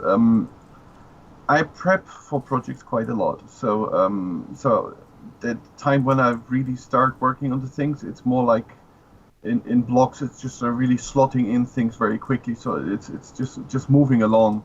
So there's some things that you try to have an idea before really start working. So you try really to lay out the things and have that already in your head finished more or less before you really run for the whole thing. I watch these trailers, as you say, when you, as example with the video stuff. I get the video and then map out the points, and then really just take a step back and think about, okay, these are the feelings I need to create, what I want to musically, what kind of language would I want to achieve. So, and as long as you take these steps back and just do these frames, then it saves you a lot of time, because at that time when you really do then things, then you have already the points ready, and it's just extending, do some embellishments, you know, like make an extra layer, use a different instrument group, support this. So there's quite quick rules how you can fill up things and make it work, and you use arpeggios and everything just to make it really sound big, and use a riser or whatever, you use special technique or whatever it is to just to make it stand out. But as long as you have your main concept then by then ready, the rest flow is far easier to do. So yes, I try to streamline quite a lot. Yeah. Yeah, and are you given like say one of your soundtrack commissions? Are you given a certain amount of time to complete that? And do you then have to your real life base it around that? Oh, I could do 3 days on that. How do you go about Yeah, I mean, that? you usually have a deadline which is called release, so which is unmovable usually, and you have a hard wall there, so you just try to really squeeze yourself around it. Yeah, so I mean, if things come up when I need to deliver these things, and I'll take really time off everything and just try to just really push this through and find a way so that I have time where I'm most efficiently and nobody around. I think the worst thing what you usually face is a little bit of writer's block. So have techniques also on hand to keep you happily entertained to come back out of it. That's also one thing which you will face quite quickly. If you feel like, oh, you can't go forward, do something different. I'll just do something for fun, anything, whatever it is. If I play a game or I'm making funny music or whatever, just to get out of that grip very quickly. So because at the time when I write, usually I have not much time left. So yeah. What I usually try to do is really block it down and say like, okay, prep this part, I'll give me X days for prep, and then I have this need to be finished then, because you go through iterations. You just rarely just deliver one thing. You just deliver something in the beginning, you just deliver something off, get a sign off for that, and then continue to work on this. Because usually that's the process. What happens is you just go through iterations, get sign off, and move on and move on and move on until the final part is done. Because when you deliver a soundtrack, as you know yourself, I mean, you don't deliver for 3 minutes, you deliver something for 60, 70, 80 minutes, or maybe more from the film. So and so you need to do a lot of work and need to get it signed off. So you can't just have a bet on making 70 minutes and have to redo everything. Yeah. Mm. And what about you, Cryss? How do you balance your time for the business side of Synthient sounds and your own creative? Yeah, well, you know, before that, when I was gigging quite a bit, there was, like you said, there's so much to do for it, and In most situations, I was a band leader, so like figuring things out, working with the band, how are we going to do this? That took up a lot of time, and so for that kind of stuff, I had a routine that went through the week. Like I know I'll be playing on the weekend or this day or that day, so I had it pretty scheduled out and kept to that. I think in general, thinking about it personality wise, like I lean more towards being organized, and I'm always like in our chat like, hey, what are we doing next week? I want to know what's coming up. What are we, that kind of stuff. But I do recognize it within me also, like especially in terms of gear, that I'm just like, oh, I want to try this, I want to try that, I want to try that, and that can really be disruptive towards getting stuff done. So I try to balance. I find one of the hard things is that when I do get into the mode of I got to get stuff done. And so, for instance, with sound design, I've been working a lot of things, and then I had other job stuff come into the way of it. So it's been a long time working on it, and now I've got a whole bunch of stuff that I just need to get out and released. But I find the hard thing right now is to do the fun projects, or just to say, hey, I need to sit and work with my new software and see if I can figure it out, or do something creative with it. And that's the part where I feel I'm wrestling, because I'm feeling guilty for not doing the thing that it's going to make me money. But it's something that ultimately is going to add to me as a musician. And so I'm trying to get into the habit of spending time each week to do that. So like yesterday, working with the Spitfire stuff, like, okay, I'm just going to sit. I don't have to get anything done. I just want to do something for myself. And so I started messing around and building a song with the Labs instruments. And eventually I'll put it up on YouTube or something just so people can check it out. I find that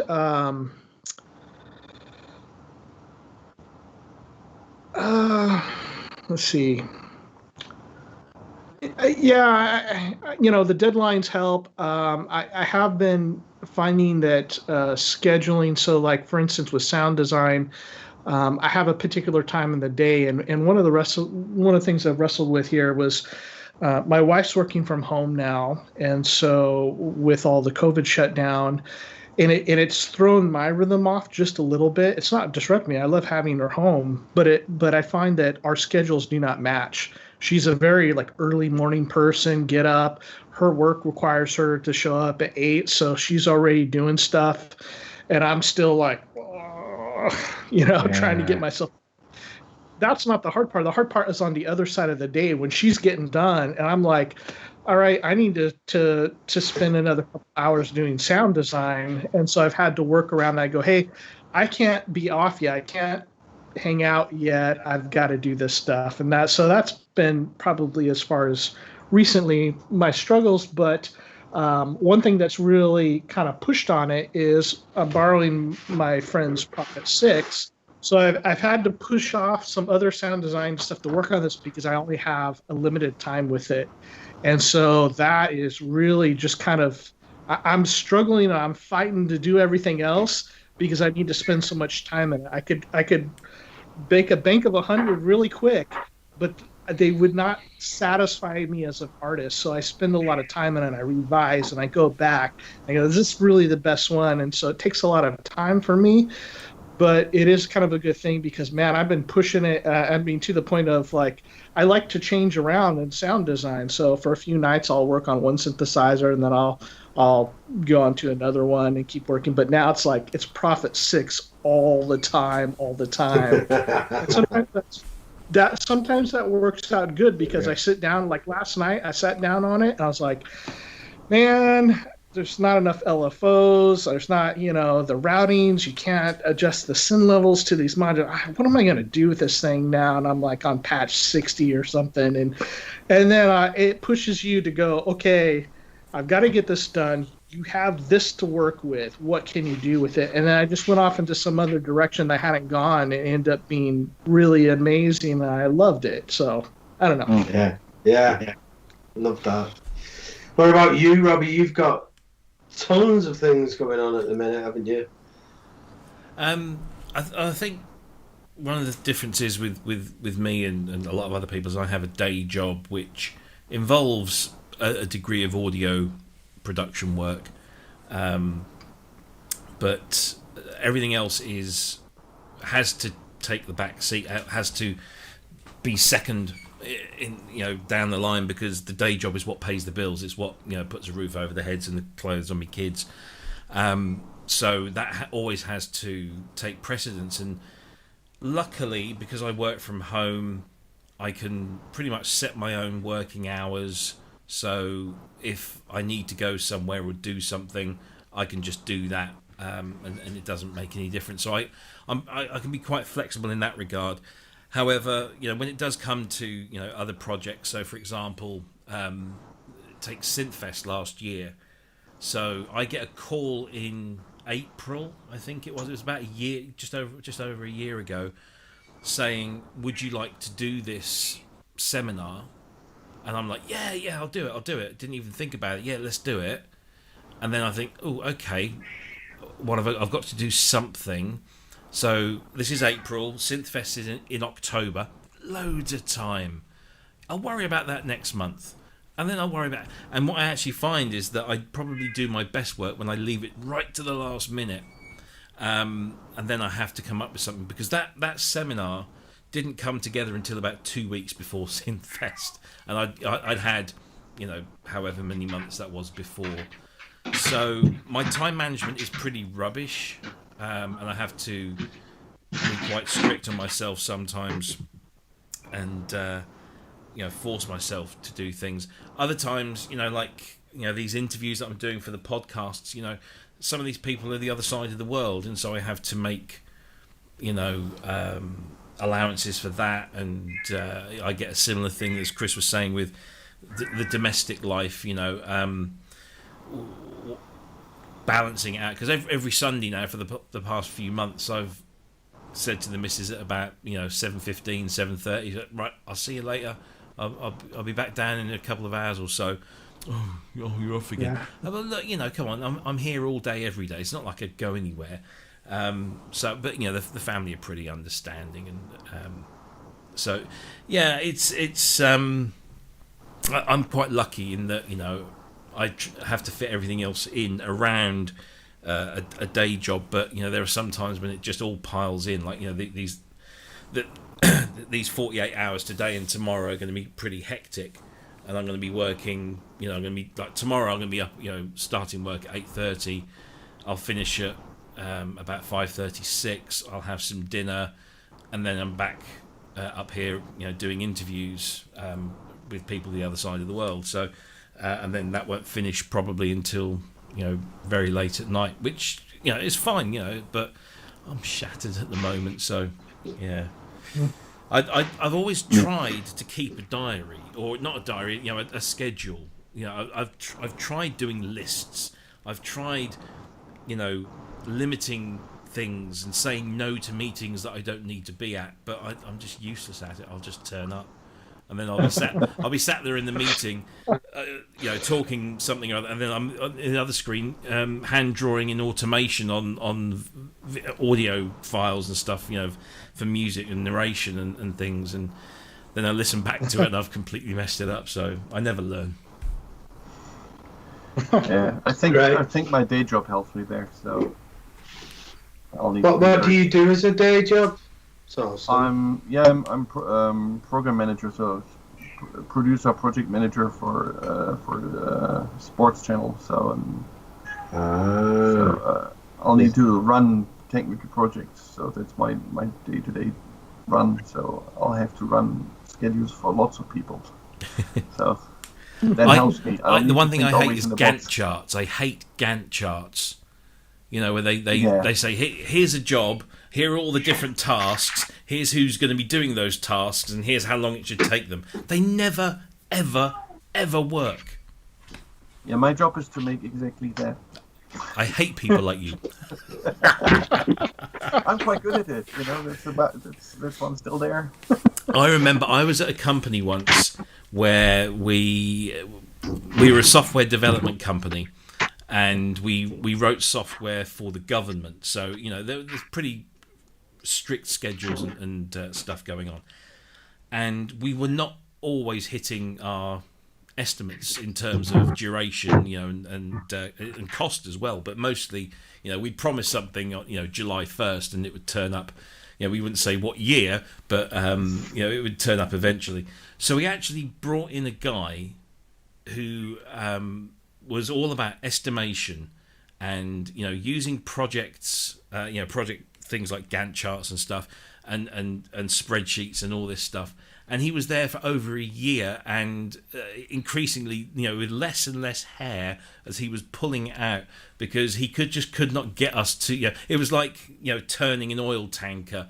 We were just ever so slowly. We might hit a target here or there, but most of the time he just couldn't get us to do it. And in the end, he quit, and we just carried on and bled the government for as much as we could.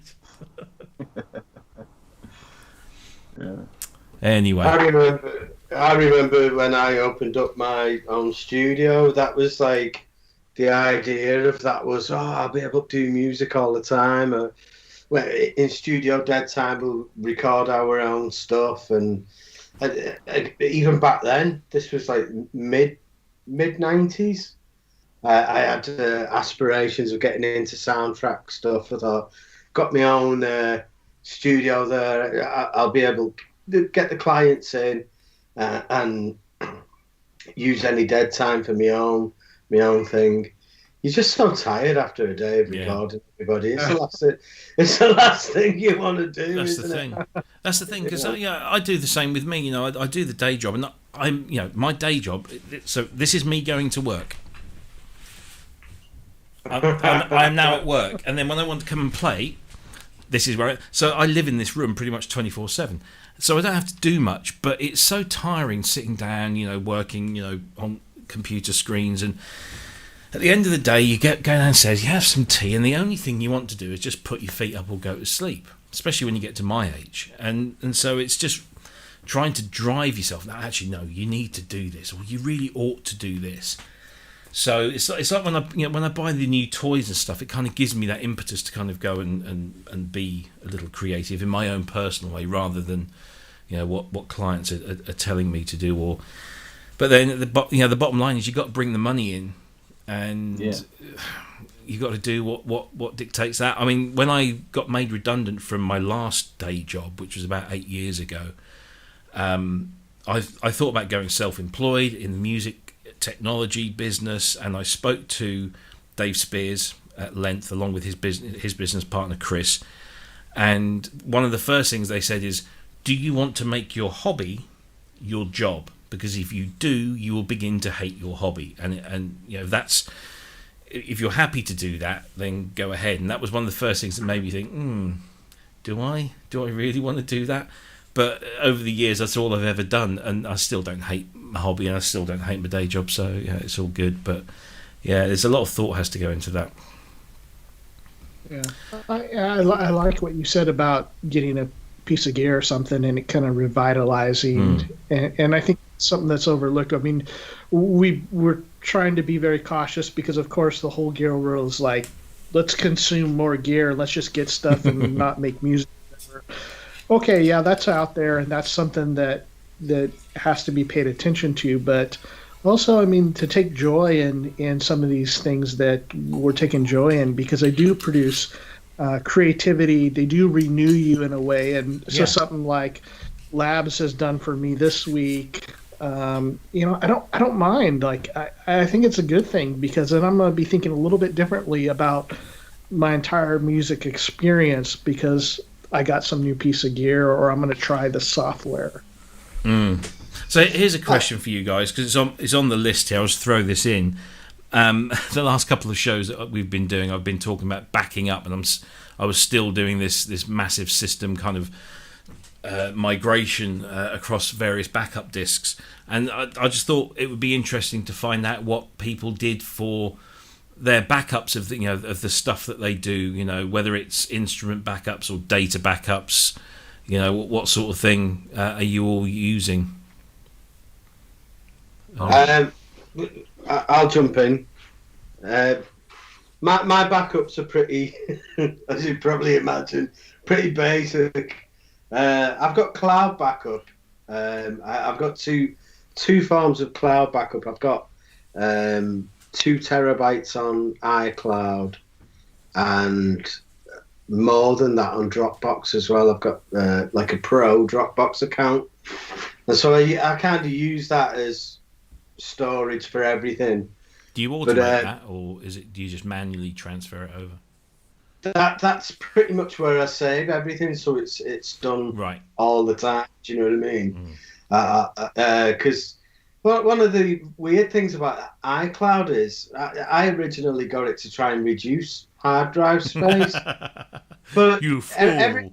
Everything's still on there. So like, if you use like 1.5 terabytes of iCloud space, you still use that on your computer as well, which kind of seems a bit. All right, it's a nice backup of everything, but I think one of the main reasons people are going to want it is to free up physical. When I got the MacBook, I thought, you know what I'll do is I'll do that thing where you turn it on both devices, and I'll have my centralized folder, which will be stored in the cloud, and I can then just access it.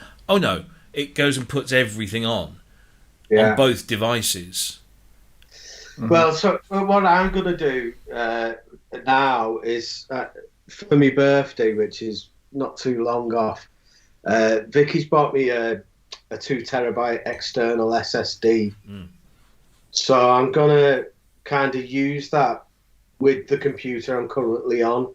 So hopefully I'll have all my instruments on there and that. And I've looked into this, and it can be done with aliases and stuff. Yeah.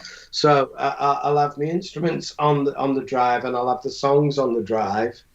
And so if I'm working on this laptop here, I'll have the same setup as when I'm working on the Mac, but the Mac will grind to a halt. But that and cloud backup will do me. I do have an old Mac Pro that's got, all the bays full of drives. It's got about 8 terabytes on there, but like I can't be bothered setting it up to use. You could set that up as your own personal cloud storage, couldn't you? I know, yeah. It's pretty impressive. That was my main machine at one point. But that's it. That's all I do. I'm not very organised, as you probably gathered. How about you, Thorsten? Because I've got a couple of terabytes in my PC to deliver my instruments, I'll gone for a little bit cloud backup, but that's mostly for the project files. So everything like and work in progress audio elements like scribbles and everything.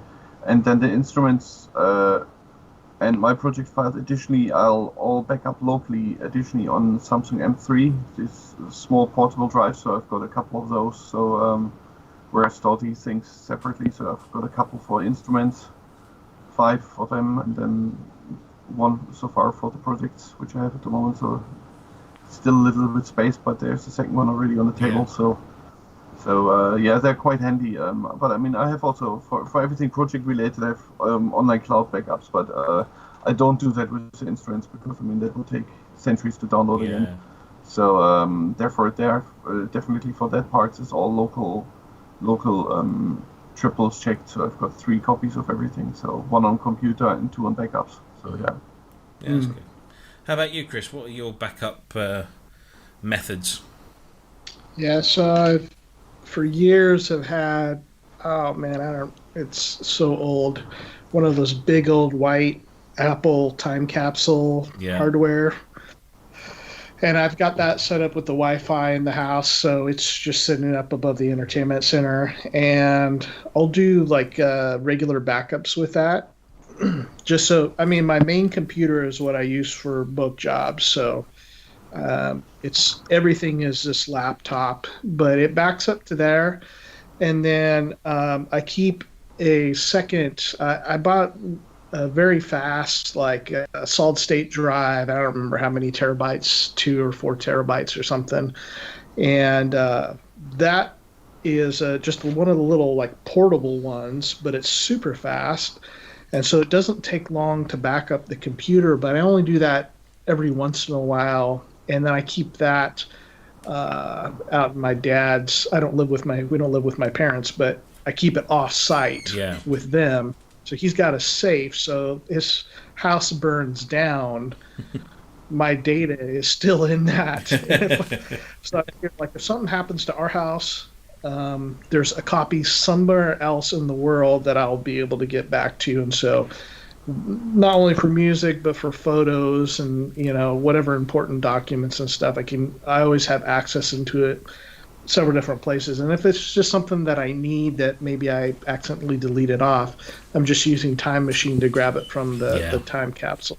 Yeah. So pretty simple. Just, the thing is like having multiple copies in different places, whether it's Dropbox or another physical location. I think that's probably the smart way to do it. Yeah. What about you, Rob? So I've always been paranoid about losing data and stuff, because having lost data at some point, so I've always been about multiple stuff. And then I got the Mac and I discovered Time Machine. I thought, wow, this is cool. This is really good, because once it's set up, it just does its thing in the background and copies the entire system and everything that's on there, so I can go back. And at the moment, I think, because I had a 2 terabyte drive that's now a 3 terabyte, so I can go back as far as, basically 2 years. June 2018 is as far back as I can go on my Time Machine, which I think is pretty good. But what I do is I Time Machine the system, but then any files like downloaded files, project files, photographs, they all go onto separate external hard drives and sit there. So I've now got 4 external drives under the desk here that keep my feet nice and toasty.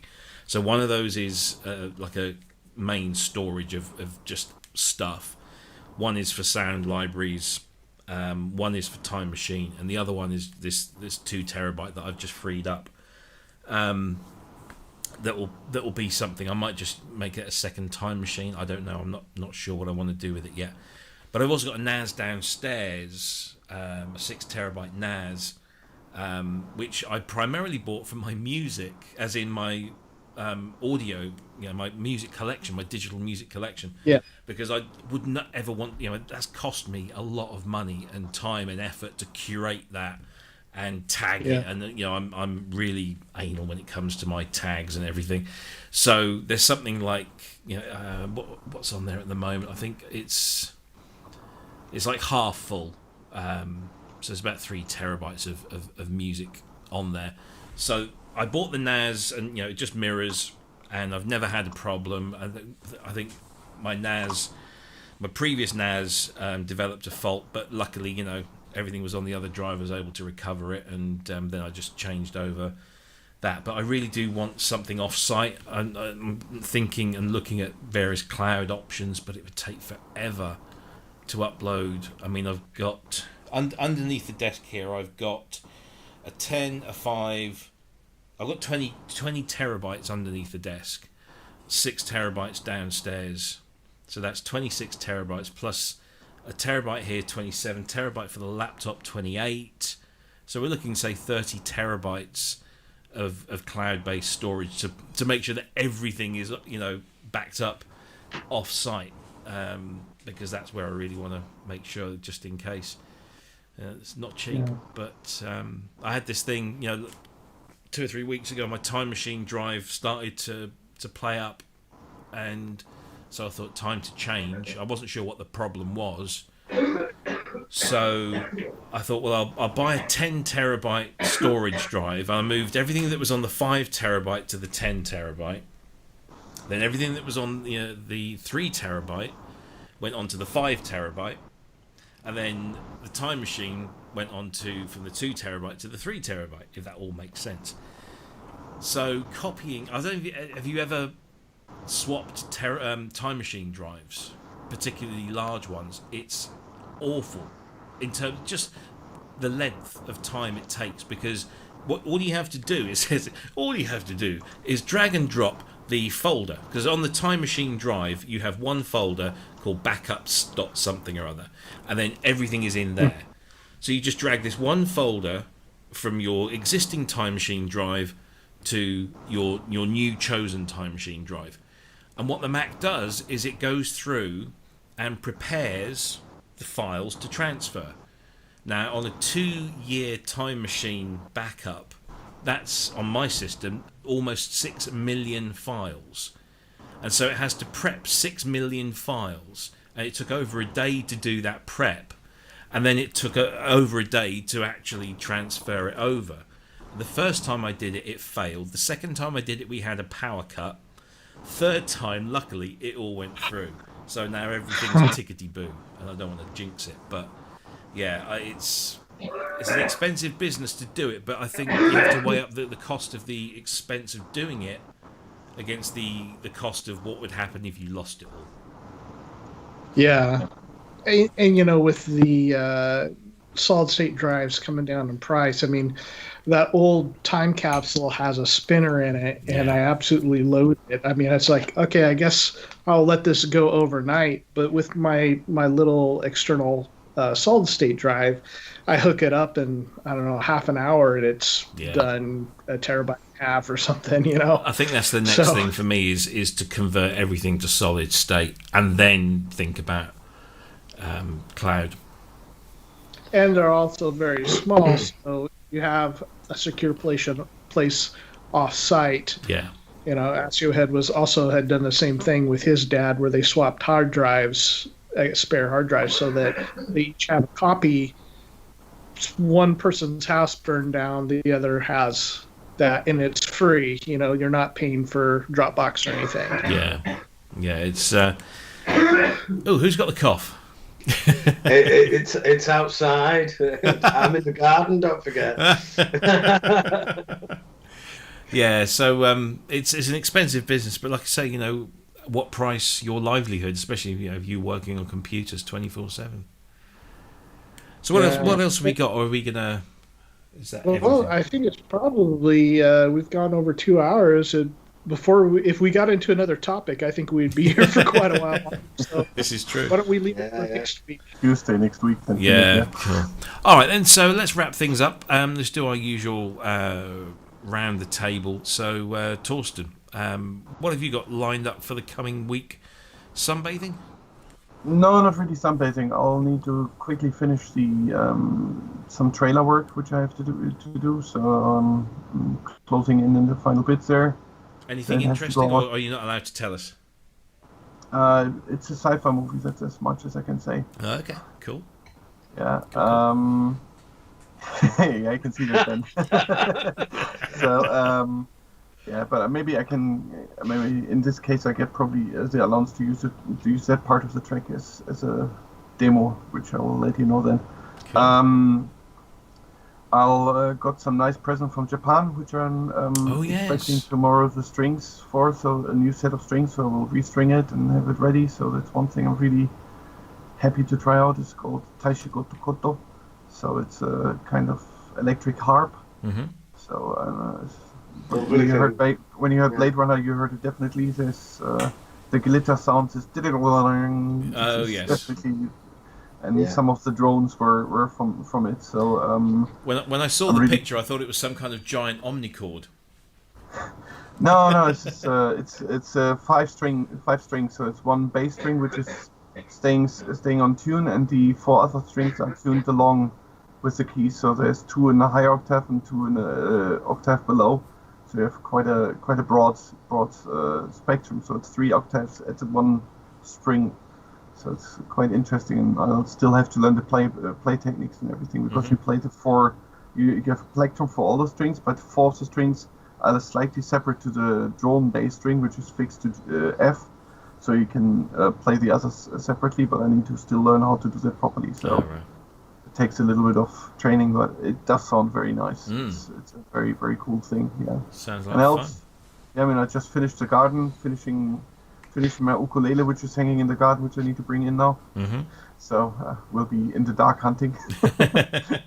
So I'll just varnishing that, and then when it's all done in 2 days, then it's putting all the mechanics on and string it, and then hopefully it works, and then I'll finish the garden. That's my next week. Yeah. Excellent, good stuff. Well, thanks ever so much for coming on. Always a pleasure. Oh, my pleasure. Always a pleasure. Christopher, how about you? What have you got lined up for this week?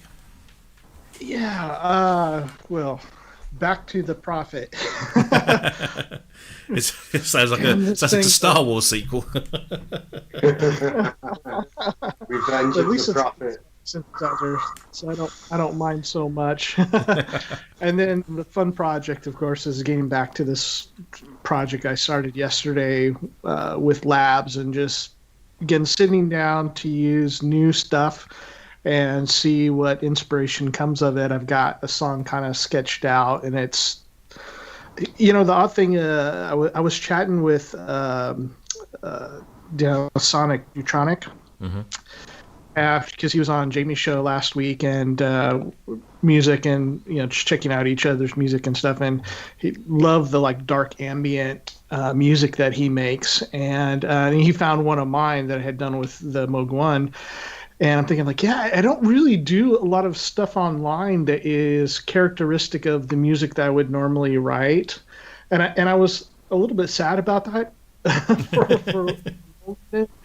I think I'm really in this experimental phase. So these little songs, whether it's experimenting with the Euro rack or creating some sort of synth pop thing that's not in my normal sphere of music, it's been fun. And I don't know if you guys can see above there, one of my favorite albums up there is Sgt. Pepper's Lonely Hearts Club Band.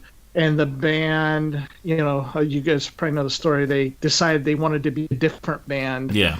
And it's the kind of mindset that I've been coming to music with. And so the songs I've been creating, like, what is this? I don't even know what style it is.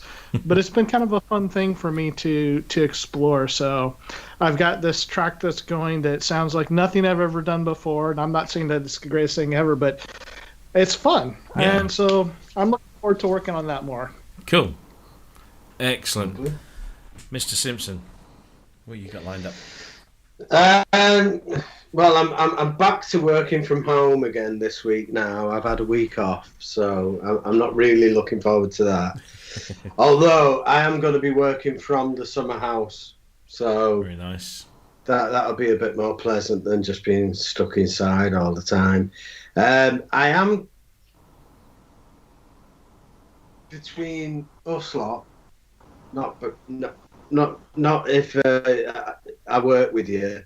I might try and rejig my studio this week, but I'll be working from home, doing all kinds of boring marketing things. But yeah, I'll also maybe find some time on an evening or through the night to maybe do the studio, because I do need to sort that space out and get things. And I'm going to try and look for some more soundtrack work. I've got bensimpsonmusic.com now as a URL. Oh yes. So I'd like to maybe start putting more work examples on that. And try and build up a good portfolio. Yeah. But I'm not really sure. I mean, how do people do it? Thorsten, how do you do it? Do you, I need to redo it, but yeah, I mean, that's usually the idea. You just write a bit about yourself. You just have example soundtracks, yes. I mean, in your case, you'd have some videos.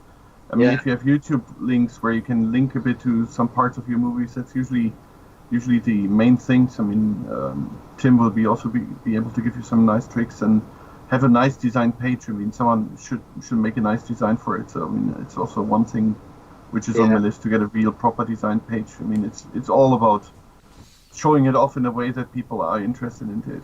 If you get, what's your website based off of? What are you using, or have you just got the domain and haven't done anything? I don't know. Because what I was going to say is, I've got a lifetime subscription to a designer who does WordPress themes. WordPress being a publishing tool. Yeah. So my website is not very good and needs a revamp. But actually, I've got to do another one now because I'm starting up the business to manage all my kind of podcasty and other stuff.